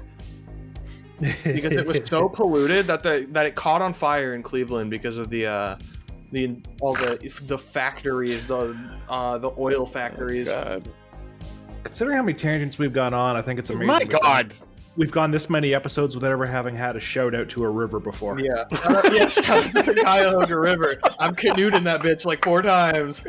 My number one, ride or die. All my homies are the Cuyahoga River. Can we get back to the article now? Sure. I guess we have to. All right, so there's a series of logs that detail the different Vardy events and the different weird reality bending that goes on, and oftentimes will describe somebody's testimony that was inside it or recovered items. And at one point, one of the events leaves behind a statue which bears an inscription in Ortothan. It says, "All praise the Your Lord of all mind." A liquid, right? And it has a liquid composed of water, carbon, and sulfur. Yummy. Because, you know. Yeah. A researcher who was there for the event said it was beautiful. What you want me to say more? Did the others sound too delusional with their descriptions? It would be impressive if they didn't. Being there, bowing and shouting, and that we had no privacy there, but nothing cared. Nothing cared. We could melt into each other and dance through mental rivers as wafts of the burning skeptical thoughts filled the glory of the whole. It wasn't a big deal that nobody could dissent since we had no reason to. It's just like Burning Man. I know. It does sound like Burning Man. I know a mental river. Am I right, fellas? Cuyahoga. You can't call back to something you said 15 seconds. That's fucking terrible. No, it's funny. People don't have the attention span to remember to call back to anything. No, it's funny now that I'm mocking you for it. I exist to be mocked, so whatever you can mock me for, it just makes it better. Yeah, Creative Corner. Just extemporaneous miniature Creative Corner. Any joke that doesn't totally work becomes a great joke if you make fun of the person who made the joke. So yeah, you can save any joke with mockery and I revel in it. Just pro tip. Because even if it's being mocked, that just means I win. We're just talking about your idea. Yeah, it's worth mocking, which means it was funny enough to mock. It's impressive you guys have this many episodes. You know, it really is. Oh yeah. Well, maybe they don't make them like 2.5 hours long, full of banter. Anyway, so there's a recovered Ortothan document that states this story involves that occurred during the first Hytoth. It is likely that certain details in the story have been modified since it was first told due to the age of the story and the events that it concerns. Readers should not consider information in this to be completely accurate.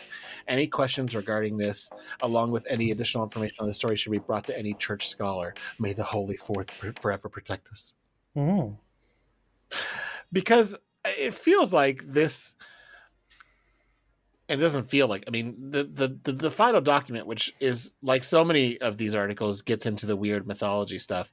These eels seem to be the leftovers of a body of a god who existed from the first Hytoth, who eventually had to give up his body because of, you know, honestly, it's kind of hard to figure out something. Right. Relatable. Nolos convulsed and tore itself into many children, ejecting them as far as the nameless creator can perceive. And it really seems like these eels are the pieces of that god's body. Hashtag God problems. Hashtag God flesh. To be that way, you know. The flesh of God is flayed for you to eat. Imagine being an ultimate god being, protecting entire universes from harm, and then what's left of your body turns into a bunch of eels that dubstep explode. You're dead. Well, this wasn't one of them. This wasn't one of them, to be fair. True, but yeah, true. It would definitely not the way you imagine your life ending as a god, I assume. Yeah, your dead skin turns into little. Jacob, let's not speak for gods. We're marginalizing them by. I will always speak for gods and disparagingly. Oh, for sure. Jacob, back me up in this thought. Nick would laugh at all of these eel explosions. He would yes, for sure, just die laughing. They're kind of funny in a really horrific way if you imagine actually being there, but they are pretty out there. That's why Nick would laugh. Our friend Nick loves, especially if it was like a D class who died to one of these explosions, he would just never stop laughing.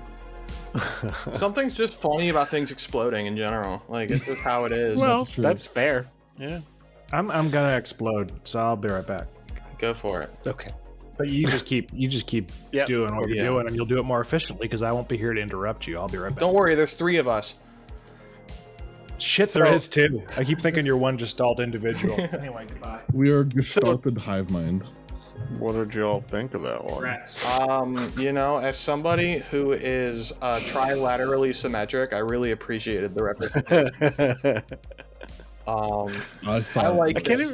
I like I've said before, I like just when SCPs are like little guys and like just like, oh, the eels are just little guys. I don't have much else to say about it, to be honest. I liked it.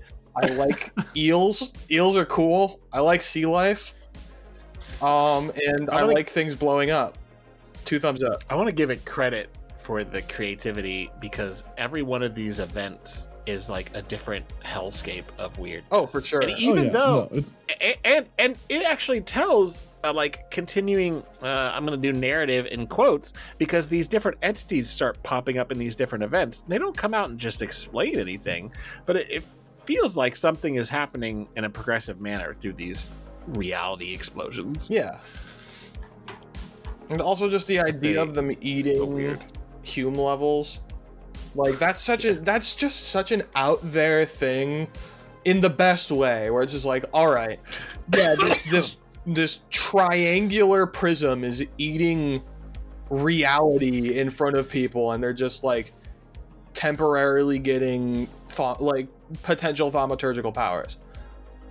Yeah, so reminder for listeners at home that maybe don't know. Humes are like a measurement of reality. Too low and reality starts to freak out, too high and it becomes like a reality warping thing. It's actually not consistent, used from article to article.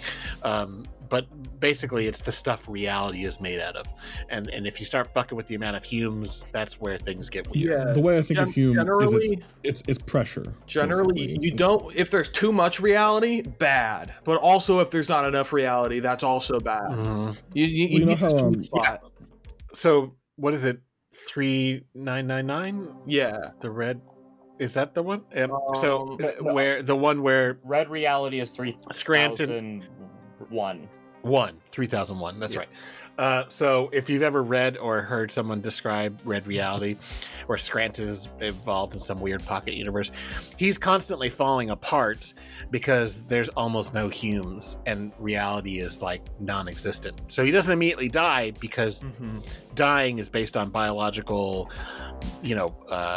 systems that are reliant on the laws of reality, and without that he is just slowly falling apart but still sort of conscious for the whole thing. How many articles are there that focus on too much reality? I feel like a lot of reality benders are too much reality. That's true. It's like I said, it's not consistent, but when the Hume levels are too low, that's where the laws of reality are starting to fall apart. And then when things are getting to the point where the laws of reality are bending in on themselves, or something is pushing their will down on the laws of reality, that's more like too high. What's really funny is that I know several authors who are significantly not a fan of Humes, because it kind of takes away some of the magic in some ways. I don't have a strong opinion about it, but before the concept was invented, and it's kind of widespread, before the concept was invented, it was just like, oh, it's an anomaly, it does crazy stuff, we don't know how that works. And then after it was invented, it was like this way of saying, well, we sort of know how it works. Yeah. I don't want to make the comparison that is in my brain, because I feel like it'll be taken as a bad thing when I don't mean it as a bad thing. But you're just gonna talk around it. Yeah. The idea the idea of giving an explanation to something like why things work the way they do is midichlorians. You're talking about midichlorians. Yeah. It gives it is and it isn't, because I think the thing that works still with Humes is that they didn't give it a hard grounded, it's still very ethereal in some ways. Dr. Clef has more Humes than any other reality bender. Yeah, it's like Humes, but not totally stupid, and so I can respect it for that. It's like or like midichlorians. I misspoke. I'm sorry. Yeah, no, I think it's a good comparison. Yeah, and I get what you mean. It's not bad. Mm-hmm. But I do sort of, not in this article, which is why I brought it up. Sorry, I got totally distracted. But the reason I brought it up was because this article is one of the few that actually deals with Humes and makes it like interesting, because these are these things that eat reality, and that's the only way that they can measure it. Mm-hmm. I'm eating Twizzlers. Hell yeah. I'm really tired. I'm sorry. I'm gonna be really weird. You're good. I respect it. Are you going to be able to last till the end of this recording? I'm gonna make less and less sense as this goes on, and I started out really nonsensical, so I am eating like a lot of Twizzlers. I just chugged a room temperature water, and that's what's keeping me afloat right now. I always drink my water at room temperature. My pee's coming out as Monster Energy. I'm not having a great day. Do you actively consume? Oh, you're not even. water? You're not even. Yeah, I prefer it. I'm not even. I do that with I'm pot. odd. I only drink room temperature pot because I'm a freak. What the I'm gonna fuck? I'm gonna open my can That's now. what my dad used to Wait, do. is that Monster? It's not a diet. It's not a Coke. No, these are Cokes. I'm not gonna fuck with the branding. Well, I mean, Coke, Monster, and Coke are like the same Fucking company. do it. It's still the branding, right? Are they? I didn't think know so. well, even if they're the same company, it's not the same branding. It's two different names. That's true. All right, yeah. Good point. You got me. Good there. point. You owned me. I'm out of my booze. I've been owned. I was drinking sake, but now I'm done. Oh, that sucks. That's sucky. Ha ha ha. I like that one. Oh, I like that one. God. Clap. Everybody clap. Well, no, on Discord we can't do the clap soundboard. It's a shame.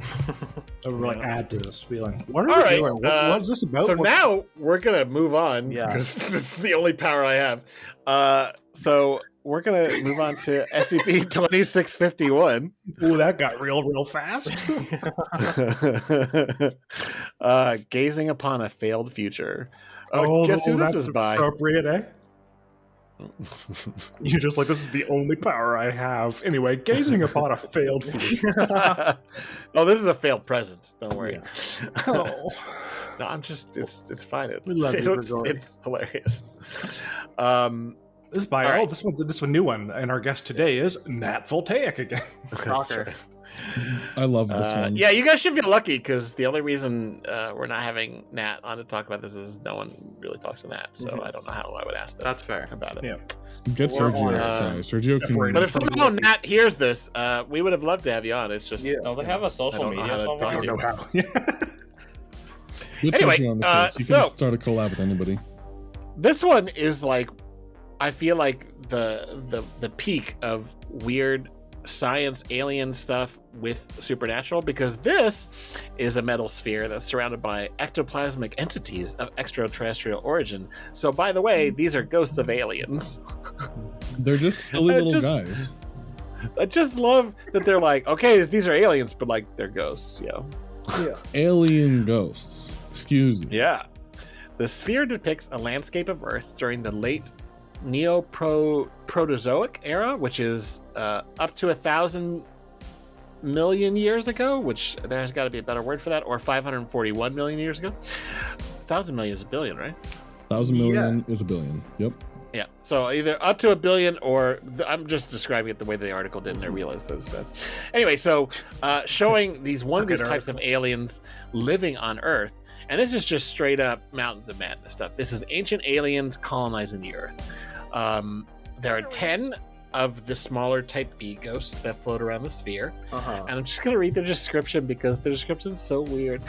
They're each 1 meter tall, upright, conical body, with the main body and each limb segmented in a manner similar to arthropods. The body is divided into 3 sections, and connected to the base of the body are 4 legs ending in circular feet. On the body's midsection are 6 tendrils, each 3 meters long and ending in a claw. 4 conical protrusions are on the top of the body, likely a form of sensory organ, and a set of mandibles as top of the cone. And there's this great recreation of a pictogram from deep into history of one of these creatures. Yeah, every time I saw that image while I was reading this, my brain would autofill what I was looking at and be like, traffic cone. Traffic cone. I'd be like, no, I know that's not a traffic cone, but then I'd like glance away, like check Discord and look back, and my brain would be like, oh look, a traffic cone. Just over and over again. Because I have a child's mind. Yeah, there's nothing wrong with that. But this is really as long as it like doesn't mean you have like in a jar. I forget which of if I did, it would be fine. You forget which did you forget?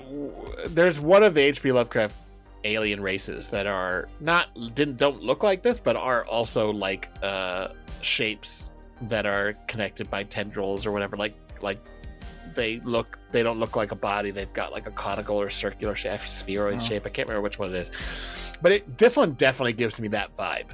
That vibe of like weird, totally inhuman alien races, but having been here for millions and millions of years. But luckily, one of them, which floats above the sphere, has a head, which is another large spherical object, and it changes its shape.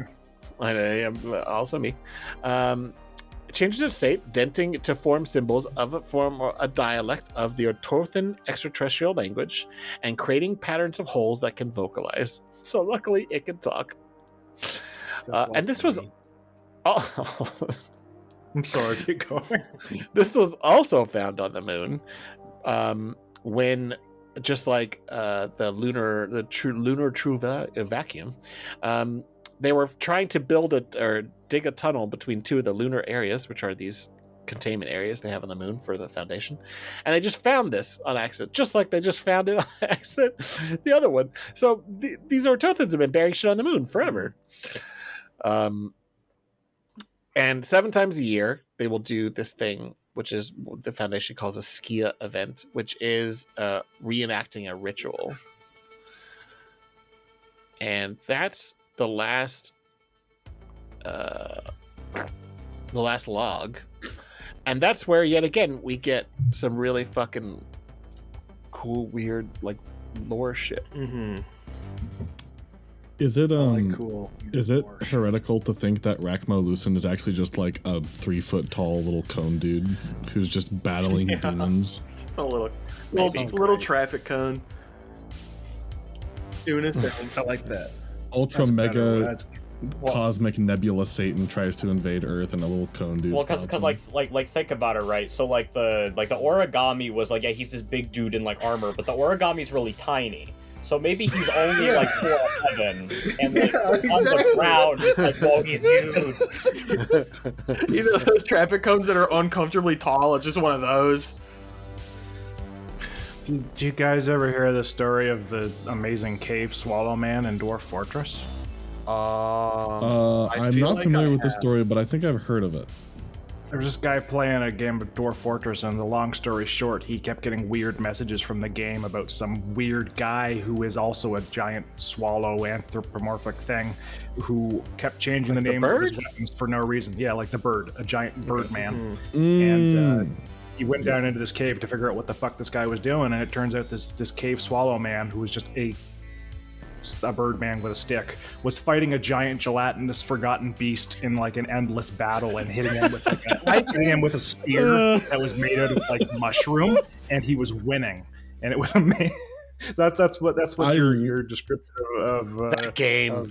I fucking love the Forgotten Beast from Dwarf Fortress. Oh my god! I wholeheartedly believe that Dwarf Fortress is the closest thing we will ever get to sentience in technology. Like, fuck Chat GPT, whatever, bullshit.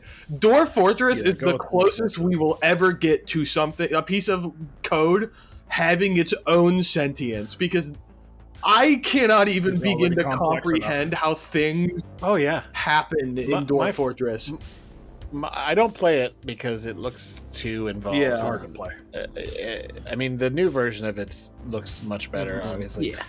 but I really want to because a buddy of mine will constantly send me screenshots, and it just looks like fucking tables or like bad Excel spreadsheets. I mean, they're not, but they're all ASCII. And he'll be like, oh, and then this happened, and then it sends me a screenshot. And I'll be like, how does that screenshot translate to vampires invaded your town? He sends you a screenshot, and it looks What? like the toilet paper you used to wipe your ass earlier that day. Yeah. And it has a story that's more complex than anything you've read in days. You know? Yeah, Yeah, and he's like talking about like how these vampires invaded the town, and then they fought them off, and one of the kids got transformed into a vampire. And now the dwarf kid is like, you know, was not rejected by his dwarves, but he's also a vampire. Yeah. And it's just, what the just fuck generates is that the game? wackiest fucking stories. Like the other famous one is of an elf who got adopted by dwarves and then became the emperor of a dwarf empire. I like the one where there's like a raging dwarf that like murders anybody who comes near him. So the guy just locked him into a room with a bunch of breeding cats, and the guy became the the master of the cats, and just like became calm for the first time ever, just like being surrounded by constantly Because cats are reproducing awesome. cats. Dwarves love cats. And then one of his cats Everybody should died, like and then he went into a rage again. Yeah. Well, It's a beautiful thing. I think the thing that sums up. I think the thing that sums up how wacky Dwarf Fortress is that one of the patch notes was, "I think I made Carp too hardcore." Yeah. That was how one of my friends sold me on the game, was describing that patch note. Anyway, it's a really great story generator as a game. It's art. It's an incredible story generator. okay, I feel like we're not doing justice to these articles. Yeah. No, Yeah, we're sorry. we're derailing. Sorry, I don't know. brain is Comparing not something to all Dwarf there. Fortress, I feel like is the highest honor for anything. All right. What were we high-talking about? We were talking about 2651, but I feel like Using upon a failed podcast. I don't think I think people should just go and read this one because it's a read that one. Yeah. Yes. because it's pretty simple to understand. It's not challenging, but then you get down to this recreation of this this ritual, and it really kind of puts things in perspective in a lot of ways. It's still, under a pastiche of weird mythology, but it feels like you're actually getting to learn shit for once. Yeah. It feels like it's not straightforward exactly, but it feels like it's actually telling the story of how these creatures colonized Earth and why they're connected to Rasputin. Yeah. Anyway, what are we doing on time? All right. Okay, well, let's move forward. So, questions and answers on Our Shared Faith is by Stormbreath. And it's by Nat Voltaire. no, it's by Stormbreath. Stormbreath. Wow. Yeah. Oh, Stormbreath that's right. It's this one. So this is, we're going to go over this pretty quickly because there's really no point in This is describing it. truly It's a tale. please just go read it one, because Yeah, it's really great. It's a tale. It's a tale, but it's a GOI document. Oh, yeah, And it's there's a only, book. I think, 2 GOI documents, possibly, that are, there could be more, but I saw 2 on the hub. And this is basically, we use the jokingly said Bible tracts, but this is basically what that is. This is like what you would imagine was in a pamphlet of some sort to sell somebody on the Ortothan religion. And there are 3 sections, and it's essentially 3 stories. The first one is some long forgotten Socratic dialogue. That's fun. Translator's note: presumed the speaker is not preserved, but there are only 2 interlocutors in the remaining fragment, and Astron responds to this line. It is like presumed that it's Socrates. That's like a wonderful presumption. But the point is if you are somewhat aware of the Socrates dialogues, the Socratic dialogues, this does fit. Only it's Socrates learning and discussing about the Ortothans. Which is pretty great, and even though it's painted in this, ancient Greek, it's Socratic dialogue, but it is just questions and answers. So it actually does a great job of kind of like selling you on the weird mythology. And then with all of these pieces, there's sort of an intro and an outro from the person who was putting together the thing, and so it the author helps to like translate why these little parables are being told. The second one is a Davite tale, or it's translated from Davite around the time of the Sarkic Empire's conquest wars, where the old Ortothan Empire was fighting against the expansion of the Sarkics before the Sarkics got their asses kicked by the Mechanites. And then the last is a letter from the author's mentor when they first joined the church. And so I think the best thing about this is it doesn't come off as creepy, because this could easily come off as creepy cult stuff. And instead it just feels like a sincere, here's why this matters to us. Nice, warm, welcoming cult stuff. Yeah, they're not trying to sell you a book. I think the reason the Hytoth stuff doesn't feel creepy is because what they're selling me is, hi, we're all going to die. This isn't like an afterlife thing. This is, there's something actively trying to kill us. Yeah. We're just like the support in a MOBA giving gold and experience to our god. Can you help us with that, please, or we die? Yeah, there is something to that. They're very utilitarian. It's not, that it's just like, listen, this guy's like, he's legitimately out there, and he's fighting fucking demons, and if he doesn't keep it up, we're gonna die. So, can you help? Give me some of your blood. It's like asking people to help you make sandwiches for the Doom guy. It's just, but with blood. With blood, making a blood. Which the Doom guy would probably, he would probably use. The Doom guy doesn't need blood. he has enough. He is blood. Okay, first of all, he can never have enough blood. This and it's, I'm forgetting the one I'm thinking of, but like, I highly recommend Questions and Answers and one of these other ones that deal with the earthly Ortothan kingdom. If you really like a high fantasy spin on like, not like ancient times, I thought this was really interesting. Well, I can hear one of you laughing in the background and I'm assuming it's at. I highly recommend this other thing I can't remember.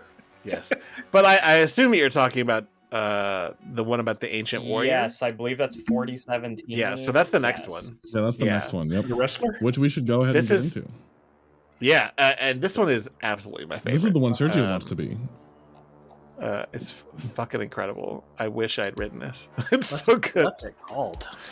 It's called An Epilogue Too Late to Matter. What's it numbered? 4017. Wow.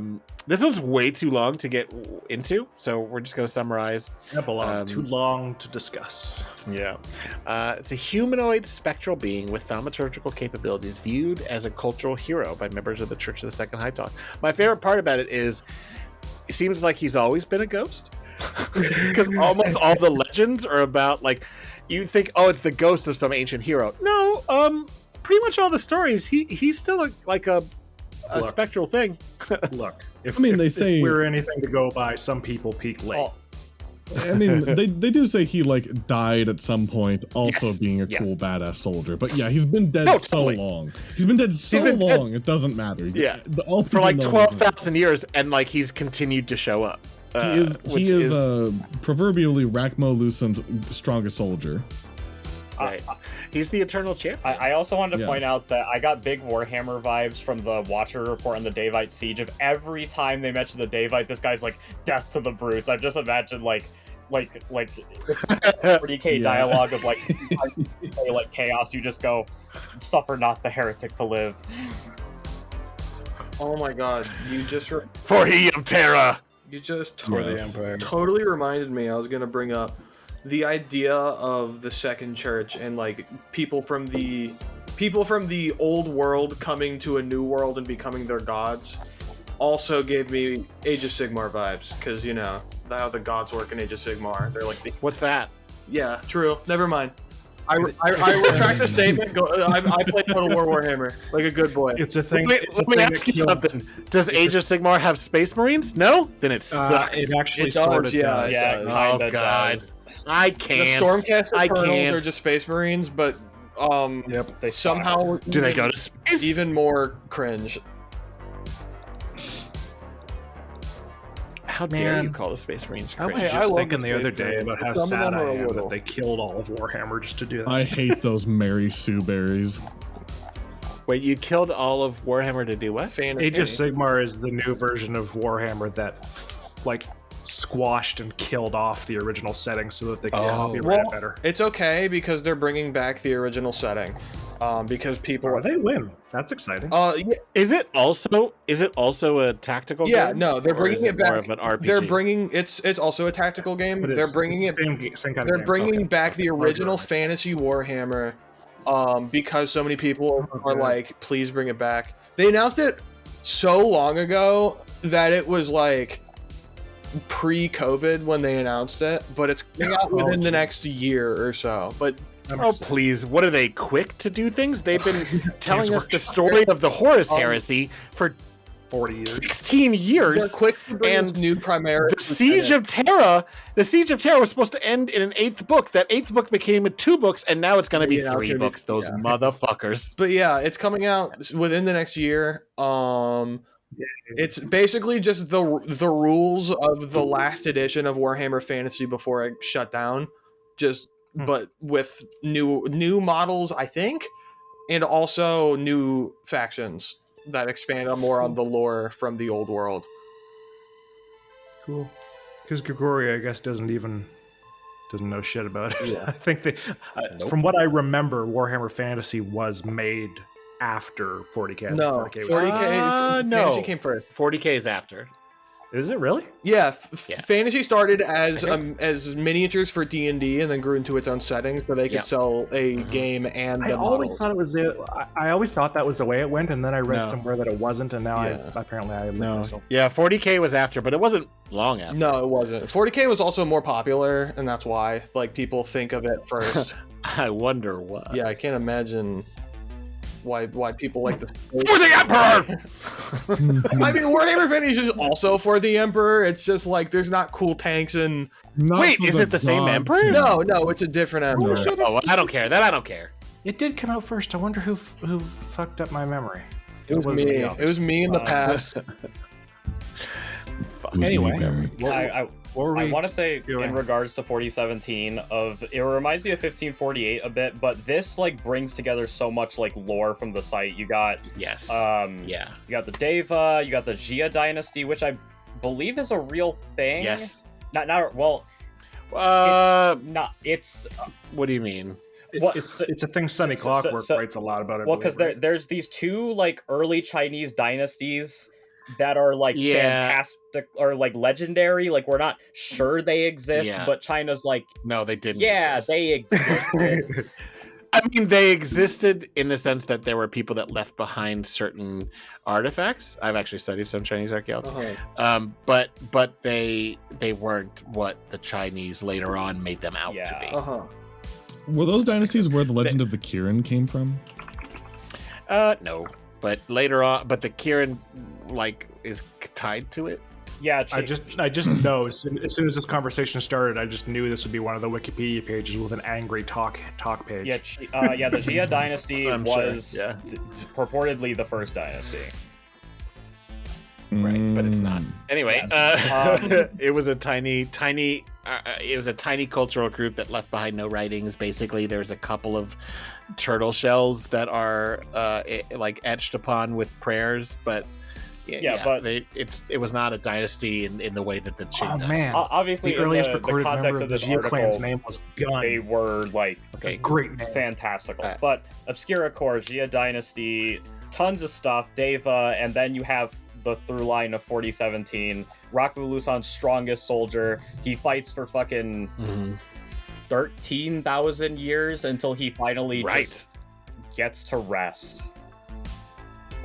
Yeah, but I like how the Foundation eventually gets a hold of him because they are transporting artifacts from the Otothan Earthen Coalition or whatever, the original kingdom that was around when he was around, because there are all these collapsibles. We're barely going to cover them. There's one from 1600 BC. There's one from a Mechanite ruin from 1200 BC. What's up? Nat loves collapsibles. Every article by Nat Voltaire. Oh yeah. That was in the style back then, though, too.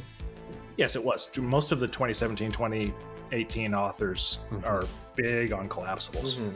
Yeah, this one's so long, but it's really great, and it's it really does feel like this. It's not even high fantasy. This feels incredibly pulp. This feels like Fard and the Grey Mouser, but in the SCP universe. But eventually, the Foundation is transporting earthly or Tothan Kingdom artifacts when their transport trucks are assaulted by the entity, and they're able to severely injure it because luckily they have a, and I shit you not, thaumaturgic explosive. Hell yeah. It's a magic grenade, motherfuckers. Fuck yeah. It's a holy hand grenade. Yeah. And then they were able to contain it, and then it like gives like just the saddest shit where it's like, yeah, I'm Antonis the one holy. I won't be returning. I'm not reading it literally, but I'm just so tired. I've served the gods well, not needed anymore. There are others who can. And it starts coughing. Like it's just, it is. It's like there's this crazy. I think that's the best part is that there's this huge epic fantasy character who's been around for thousands and thousands of years, but at the end of it, he's just fucking. That's a lot of fighting. I love that trope of just like soldier, like number one soldier for being a legendary hero, and then on the side they're like relaxing at home. They're like, I'm so fucking tired. I just want to. Like, come on, man. Like Olania's person, right? Anyway, but yeah, that one is. I mean, we're giving you Cliff's Notes because it's really long, but it's really worth reading. I enjoyed this one a lot, and yeah, it does feel like a very series 3. Well, I guess it's the beginning of series 4, but like it feels like the same time, or roughly, 2018, 20. Yeah, when a lot of the partially a joke about it, really. Mm-hmm. That it feels like you said earlier, I think Sergio, I think you said it feels like 1548, where like it's just connecting so much. Well, I think in the author post Nat says something like it was started around the time of 3Con, so it makes sense. Oh yeah, nice. Anyway, the next one is 3417, which was referenced in 1548, which is the last. The Preachers. This is the last actual SCP. Yeah, this is the last. Yeah. And we might skip the last one. I'm not sure. We're already at 2 hours.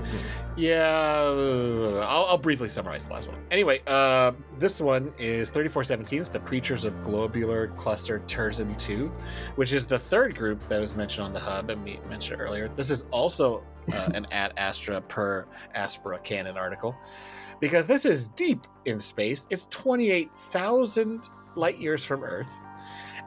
And it's sending this organic extraterrestrial entity, which is 40 kilometers long and traveling at 205 kilometers per second. So it is going fast. And it goes into like long descriptions of its physical makeup, which is awesome, weird alien shit. But more importantly, it's sending out these transmissions, but the transmissions are not in radio waves. Oh no, that's too simple for Neville Day. These are X-rays. Only they're realizing that the X-rays are being modulated the way that we would modulate radio waves. So they design an AIC and a drone to talk to it using X-rays back and forth. Which I don't even know how that would work, but I imagine it could work. Probably. Yeah, I mean, anything with frequency. And it's, it says a lot of different stuff, but the one that really sticks out and really tells you, oh, this is what we're talking about, is this Raphael Ulison has killed unknown symbol 104 of Vorotit invaders. The universe continues to be preserved. Bleed into the holy body of Raphael Ulison. Bleed for the universe. Well, that's 40k shit. That's so fucking 40k. Bleed for the universe. That could be like in the Greek. That's a tagline right there. Mm-hmm. Yes, blood for the blood god, skulls for the skull blood throne. God, skulls for the skull throne. Fuck, I hate that. That's the only fucking chaos I haven't turned around on. Anyway, you don't like using this transmission apparatus, the Foundation decides to use X-ray bursts to communicate with it, and they interview it because, of course, the Foundation found a way, because we need to have in every SCP an interview. This interview, my favorite part about it is it's a drone that is, an artificial intelligence that is talking back and forth. And the best part is, by the end, this alien spaceship thing has converted the drone to be like them, not like physically. The spaceship has converted them like philosophizing because of the Church of the Second Hytoth. And now the drone just goes fuck off Foundation and goes off to be another one of these things that are looking for, empty planets for this 12-star civilization, which is all Ortothan. It's my favorite part. That's where I would have ended the article myself. It's just so funny that the fucking AIC is like, oh, you're right. Your religion sounds great. I'm signing up. I'm telling you, it's like what we said. The Church of the Second Hytoth is just really, really good at proselytizing. Not because they're charismatic, it's because what they have to say is just, "Hey, we're gonna die. Help us?" ? Like if you could be convincing about the fact that, like, yo, listen, actually, the God that we worship is not interested in afterlives or your soul. He just needs your blood because he's trying to save our lives. I mean, he is also kind of interested in the afterlife, more so to help you be a badass with him. But I kind of got the feeling that maybe the 12 stars were like Vortooth that managed to colonize our universe, and that's why they're being so hostile to the. Wait, why? Because the 12 stars are hostile to the Ortothans. It says that. I thought the 12 stars. The nature of the 12 stars and their reasons for the apparent hostilities with Ortothan civilizations in Turzin 2 are presently unknown. Maybe I misread something then. This one's a long boy, so I could have just. I definitely misread everything because I'm out. Oh yeah, you know what? Open star cluster is for Ortothans. The 12 stars will not undo this. Yeah, I totally misread it. So that's a rival organization that is trying to stop the the Turzin 2 globular cluster. Yeah, it says on the hub that the coalition formed as a response to the 12 stars, which are an expansionist civilization that have been causing past wars in the region. But then they're also expansionists, right? Because the whole point of this drone is to find other planets where Ortothans can colonize, which is interesting. I mean, they might also be losing their homes, which is why they're trying to get out. Yeah. I mean, this could be a predictor before 1548. You know what my favorite thing about Ad Astra per Aspera is? What? How it's got the header, and the header says Ad Astra per Aspera, and then it says Ad Astra per Aspera in English, which defeats the purpose of having it in Latin in the first place. I really like that. I mean, I like to be fair, most people will not look it up. Yeah. Just put the same thing twice. Why'd you put it in Latin first? Because it sounds better in Latin. That's why, because everything sounds real better. Good, yeah. Latin sounds cool, which is why we still use it, even though there's no native speakers left on the earth. Yeah. But anyway, yeah, that one's just got that really good article. That same vibe of deep space, fucking hard sci-fi, but also there's a living spaceship that's preaching to robots out there. It's so fucking out there. Every single one of these articles is some of the most original shit. Oh yeah, they're all wacky as hell. It's great. Yeah, and then so this last one is Species of Interest 4 by Uranium Empire 004, which is another Ortothan-related alien species. They're distinguished from humans because they are frequently, though not always, exhibit exaggerated or malformed humanoid physiques. Their skin possesses a consistency similar to clay. Just like yummy. They lack genitalia, reproducing asexually through fission. No. You're like, well, I'm going to drop this jump. Never mind. I'm not relating anymore. Fluent in one of the 4 Afro-Asiatic proto-languages. The Foundation plans on containing these anomalies, but they pose little threat. They are a genetically modified offshoot of, and then that's the end of the official file because it goes into deep lore tale stuff. Which I'm not going to summarize because I think people should just read it, and it's kind of hard to summarize, to be honest. There's a lot of stuff that happens. Shit gets real when it's all in italics. Yeah. My favorite part is at the very end. There's a blurb that says recommendations observe and contain, with the exception of certain anomalies and certain links to 076. Instances of 004 are largely passive. Look at that. He's got an origin story. I also like this because it feels kind of like these are alien golems, like from Jewish faith, which they're clay that is like non-sexual and they're horribly violent protector things. The name, the Nephilimit. I think the inspiration for these may have been the Nephilim from the Bible is what I think this is. Yeah, this is what it all is. Yeah. I thought this was fantastic. Oh no, their name isn't the Nephilim. Well, they came from the Nephilimit, but there's other like they're the Nephil something. I don't know. That's what I got from it though. Somebody is talking in the background. Yes. Killed him. Good old Matt's mom. Shout out. Oh, are you doing this in the same room as your mom? If you don't want to hear them talking, I can't reply. No, she's just in the general vicinity. That was so good. All right, so we've got some emails to read through here. And we've got two from Real Surreal Sir. I love Real Surreal Sir. Because the last one came in late for the last episode, but I wanted to get it because I thought it was good. So I'll read this first one, but you can read the first Real Surreal Sir? And you can read the second Real Surreal Sir. And I can read the second Real Surreal Sir? Okay. Hey, and this was meant for the episode where Captain Kirby was on, and we were talking about changing and adapting of old ideas. You're so tired on it. Hey, y'all. Can't wait to hear about the evolutions and realigning of classic characters, subjects, lore, etc. as an aspect of SCP, which is so well suited for. Oh, when are we doing that? We just did. Looking at 3 weeks ago. Looking at it the other direction, though, so to speak, is there any article that has that has some famous modern recontextualizing or reimagining that's so regarded that it may have eclipsed the original version, even to the point that the old school version deserves more attention or love too nowadays? The only one I can kind of think of is sort of 6140, because a lot of people I feel like just immediately canon that one and don't really know that much about the original 140, and I think that's a shame, but I don't think it's higher rated. There's two that come to mind. One of them is I think it's 7579. O is for Orkeslos by Placeholder, that reimagines the original. But I've never read the original. I've only read O, and I really like that one. And then which is the original? Which one did it reimagine? The old AI 079.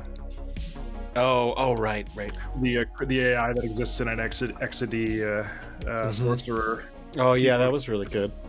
That was incredible. It was Placeholder's anthology article, and I think it's one of his absolute best articles. I don't know why I wrote for the fucking anthology, and I completely forgot the naming convention just now. So I went, which article are we talking about? But no, I read that one. That was a fun anthology. That was incredible. I'm really proud of the one I made, and I love the one you made, Harry. The fucking 18,000 word horror movie about sneezing. About sneezing. It's like The Thing, but with a lot of kazoo types.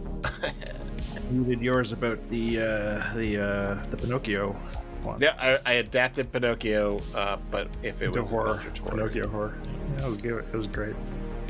The other one I was going to bring up was I would guess. Oh yeah. I mean, I don't think 6820 has overcome 682. 682 is the most memed goddamn thing ever. I'm saying it is like at the same time. So. It didn't reimagine the concept, but it adds on to it. It kind of explains why it did. That article is so violent towards 682, because you read it and you're like, why is the Foundation acting like this? But 6820 kind of explains why they're so wanting to destroy it for some reason. Sergio stole my answer, so I'm gonna cross my arms and pout now. I mean, it's hard. I mean, a lot of the ones that reinterpret something are by definition not more popular than the other ones, or they're reinterpreting something that wasn't that good in the first place. So, we don't even think about the original. I mean, a lot of the ones we were talking about last episode, fit this, honestly. I think I deserve most of the credit for 6820 actually, because he was gonna pick 682, and I was like, why don't you pick 6820? And he was like, I think it's a series 6 and then 6, and I'm like, it's series 7, and I'm like, pick 6820, you knob. And I eventually convinced him, so I think I deserve like all the credit. It is a good number. It is a good number. Yep. It's the whole game. Really. Yeah, It's the whole it's ball all game. about the number, nothing else. Admonition, good stuff. Episode 5 someday, apparently. All right, who wants to? Yeah, who wants to? And then eventually we'll do an episode for Admonition if the series ever gets finished. Right. And more importantly, if they want to come back on, obviously. I'm sure they wouldn't mind. Place and Lyra. I know Lyra should come on, but if she doesn't want to, that's totally understandable. Okay, Fern wrote in. So who wants to read this article? I mean, I don't, because I'm saving up for Real Surreal. So I can. Jake, or I whoever. volunteer Sergio because I'm evil. Sergio, do it. So, from Fern, Adrian. personally, because of my background, I freaking love the different religions of the SCP multiverse. The Church of the Second Hytoth is very underrated, I agree. And actually, one of the few groups of interest I know nothing about, so I'm excited to hear more. Religious GOI after this is just Aurea and Horizon Initiative, right? You're right. It's just the Horizon Initiative. Fat. Actually, correction. I don't think we're doing either. Grigori wouldn't want to do the Horizon Initiative. I don't like either of them for very legitimate reasons. It's not because I think they're bad. I think they are both just cultural appropriation. Yeah, well, they totally are. Both of them are, big time. And I don't like them. Personally, because of my background, I know it's because he's what's the specific word? What is for specific word? Pastor? But it sounds more like it's because personally, because of my background being from another universe, I really love it. That's right. That's true. It does read like that. We still need to do Sarkic because that episode never existed. That's true. He never did a Sarkic episode. You get right. Meta, you get a physician to do it. Yeah, I've been talking to Meta about it. We'll get that done hopefully in the next couple months. Okay. Once you're able to sufficiently convince Meta that everybody thinks he's awesome and his works are amazing, just takes a little bit of work. He knows that. It just he knows it deep down, but he needs to be reminded. I need to make sure. My favorite thing about Meta is so humble. It's almost upsetting. You're just like, come on, you know what you've done, right? Come on, buddy. Come on. All right. Who would like to read the one from Montague? We stand a hanged king. All right. Montague is next. Who wants to do it? Jake or Matt? Let's go. Fight to the death. I didn't get my death fight. That's not Kill, murder. Yeah, read the email, Matt. Montague. Sorry, I was chatting with Mom. So which email am I reading? Montague. The one from Montague. Could your mom read it? No, she is going up to bed actually. Wow. Yeah, how dare what she? a mom thing to do. Let's see, Sergio, where's the email for this? I can't see. Go to our collab discussion channel and then click on the Google Doc and then scroll to the bottom. Okay, gotcha. Montague. Thank you. Sorry about that. Starts with hey there. Montague. Whoa, hey there.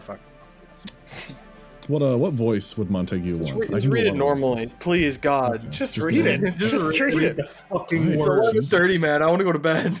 Read the article. Well, I've never been particularly into this space-based group of interest. I'm very much here for the core concept, that being alien religion, mixing the concept of faith with, literally, alien mindsets as prime ground for surreal storytelling, I believe. Now, for cults recommendations. Cults. SCP-4547 Exterminans by Stormbreath is easily one of my favorite articles in the already great Ad Astra per Aspera canon, and SCP-4066 The Byzantine Empire Was Secretly Aliens by Chewbacca is an article that needs no description besides its title. I don't have any questions relating to the GOI, so here's a broader one. What's your favorite space-based SCP? I 179 again. Dr. Reach. I read 4547, like 4547 is in my SCP panel I run at conventions, but I don't remember it being a Hytoth article, unless I missed something. It's only kind of loosely connected. That's why I didn't pick it. It's a it good is article. a very good article. 4066 is more deeply connected, but it was also just like super long, and I feel like I had already picked a bunch of long ones, so that's why I didn't pick it. But they're both great articles, so I highly recommend people go see it. Yeah. What is your favorite space-based SCP, guys? Mine is 5167. Am I right, guys? Space Theme. Who's that by? I don't know anything about numbers. It's the Among Us SCP. Oh, that's a good one. Yeah. People getting upset at it are stupid. Yeah, it is good. I like. Kind of sus. Yeah, that's true. The second one's better. We should vent it, guys. Am I right, guys? Is that the term? I don't. Yeah. Do I sound old? I don't know. We should. Maybe. Yeah. You don't sound old. Fuck off. I think mine. I don't know. I really liked the one. Was this maybe this was just a tale, but I really like that one that they did. That GW did with a couple other people, where they were using the cake to fuel spaceship. The Damocles Initiative. Yeah, man. Mhm. That I think that was a Great. tale Yeah, series, it's a not tale a series. SCP, right? But fucking I mean I love everything GW does, but I fucking love that article so much. All of those articles are great. I want him to come back and finish that shit. Did we read the He's in law school, Damocles so- Initiative? Yes, we did. Sergio? Yep. That sounds very familiar. It's in our Department Con episode. So it's insane. We just read the description of the GOIs, which is the spaceship they use, which I think is an SCP. I want to say the Yeah, I spaceship think itself it is the SCP article, and then there's Tales. Yes, Yeah, I think you're right. the black hole cake, like, just amazing. It's such a creative and interesting way to take like such a like I chat not with dumb GW but like a lot. like a basic idea of like, oh, it's a cake that's unlimited cake, and just like we Yeah. we use the infinite mass to go into space. Yep. I talked to GW a lot since he was first on our podcast, but then also just because he's going to law school and we have a lot of things in common. And I remember him sending me the Cliff's notes of that as he was writing it. It was just like, this is the fucking craziest shit this is amazing. I'm out here doing the Satanic Panic for real in Department Con, and he's doing a cake-based spaceship. It's fucking amazing. Grigori, do you remember that insane Russian cosmonaut archive lost Soviet thing that was floating around in space, slowly going crazy because of the time dilation? Oh Remember yeah, that one? I don't remember the number. I can't remember the number. That's also a really good space. That is a terrific one. Yeah. And also, I like 3809. What one is that? That's Maggie the space station. No, she's a satellite, but whatever. The winner of of Cupid Con. No. Winner I'm of not Cupid rewriting history. I was cheated. The winner of Cupid Con. Great article. Yeah, Love 3809 is one of my favorite articles ever. And easily the first step towards comedy. That was my introduction to It your is, work, too. actually. Oh, nice. I was needing more SCPs for that SCP panel, and someone was like, "You should read 3809," and I was like, "This is great. What's going on?" The presentation. Lovely. It's so funny because people now think that's just the stuff that I write. You're just Like the they know that I do Vanguard stuff, and they know that I do the weird comedy, social commentary stuff, and it's You're a like, chameleon. but I also have this like gothic like fucking spy fiction 1990s horror story. Come on, guys, everybody read that. Oh. It's okay. Once it's over, you could do like a VKTM article where they're madly plugging the Hecatoncheires series. Oh God. Actually, that'd be fun. That'd be really good. We'll work on that. A little on the nose, but all right. Last email. Additional email for the show. Real sir. Very interested in this episode's topic, as I love aliens and broader spacey sci-fi. Yet for whatever reason, Second Hytoth is something I just haven't read too much into as of yet. So my question this week, with all the potential reality and or universe-ending scenarios so common to SCPs, the next question to me seems to be, holy preface, Batman, if it's possible for humans to break it all down, wouldn't other sapient species be just as much a danger? And even if 1 in a trillion habitable planets give rise to civilizations, it would seem near inconceivable that the universe is still around by time of humanity, ellipsis. So how does the seeming ease of causing anomalous apocalypses that can affect entire universe, parentheses, or even multiverse, bias, square with all the alien cultures in the Hytoth inclusive mythos, question mark? Are they particularly conceptually compatible even, do y'all think? And or is there some factor I'm just not aware of even asking that? This is like a fucking dissertation. Okay, so, that's loaded. Insert broad no canon disclaimer here. Sorry, like, I feel like I'm gonna have to ask the individual at the microphone, what was your question? So if I'm correct, if I have what they're saying, is if we are assuming that we aren't alone in the universe and that we like there were alien species that like grew up before us, how did they not end the, because like obviously like the Foundation deals with a bunch of like world ending, universe ending stuff. How did they not end the universe before we showed up, I think is the thing. Yeah, like think of all the shit we see in 100 years. If they have anomalies too, right? Yeah. Because this is a universe, not just, or is anomalies just Earth? But the point is, how many things that we have, but here's the thing that I would counter to that. Long before the Foundation was a thing, because arguably the Foundation goes back to maybe the 1800s. It all depends on your perspective, but there's nobody that's saying they literally have been around since, you know, ancient times. The universe didn't end back then. Yeah. And there's been anomalies around since, you know, the 11,000 BCEs, you know? I would say that maybe the Foundation saying that they're always ending these end of universe scenarios is like hogwash. I feel like I would think that just disasters are rare. I mean, we've only had 6 extinction events on our planet, and we're still here. Right. So yeah, I feel like this question is almost more suited for any fiction more than just SCP specifically, because it's like it feels really general. Just like, if the universe can end at any point, why didn't it end 20 billion years ago? But in reality, though, if we're talking about science fiction where reality is based on actual physical laws, the reality cannot end at any second. Yeah. But so I think the added complexity here is because the answer in real life, right, is if any alien civilization was able to reach out at all, they would have to be functioning better as a society than we would. Otherwise, they wouldn't make it past their solar system. Yeah. There's a reason we suck. We're always constantly fucking each other over. But I think the added wrinkle is, well, what if, you know, but also connected to like anomalies. I mean, you could add the same thing for all the different realities that the Wanderer's Library touches, right? Like, how are these societies around for maybe thousands of years when we can't even make one country seem to last for a couple hundred without being a total shit show? How come that reality hasn't ended when I have such a hard time getting out? I would also say that there's not a lot of like anomalies that would just like completely end the universe as we know it. Like, I'm sure like some anomalies caused like XK class scenarios on like Glup Shido planet, but that's Glup Shido planet. Like, that doesn't prevent us from like I don't know. I mean, I think the ones that are about reality falling apart, there's some debate, right, about whether or not that would that effect stop when it got past Earth, or would it, you know, would it spread out to the multiverse or the rest of the universe? I mean, I don't know.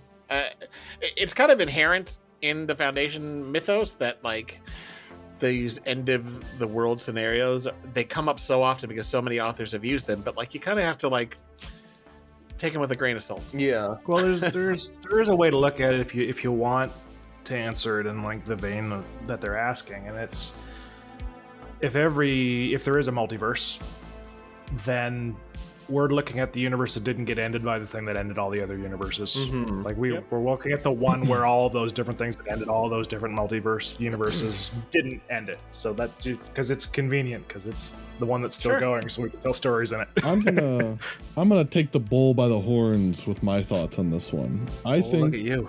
I think I'll entertain the idea about like almost all SCP things being canon together.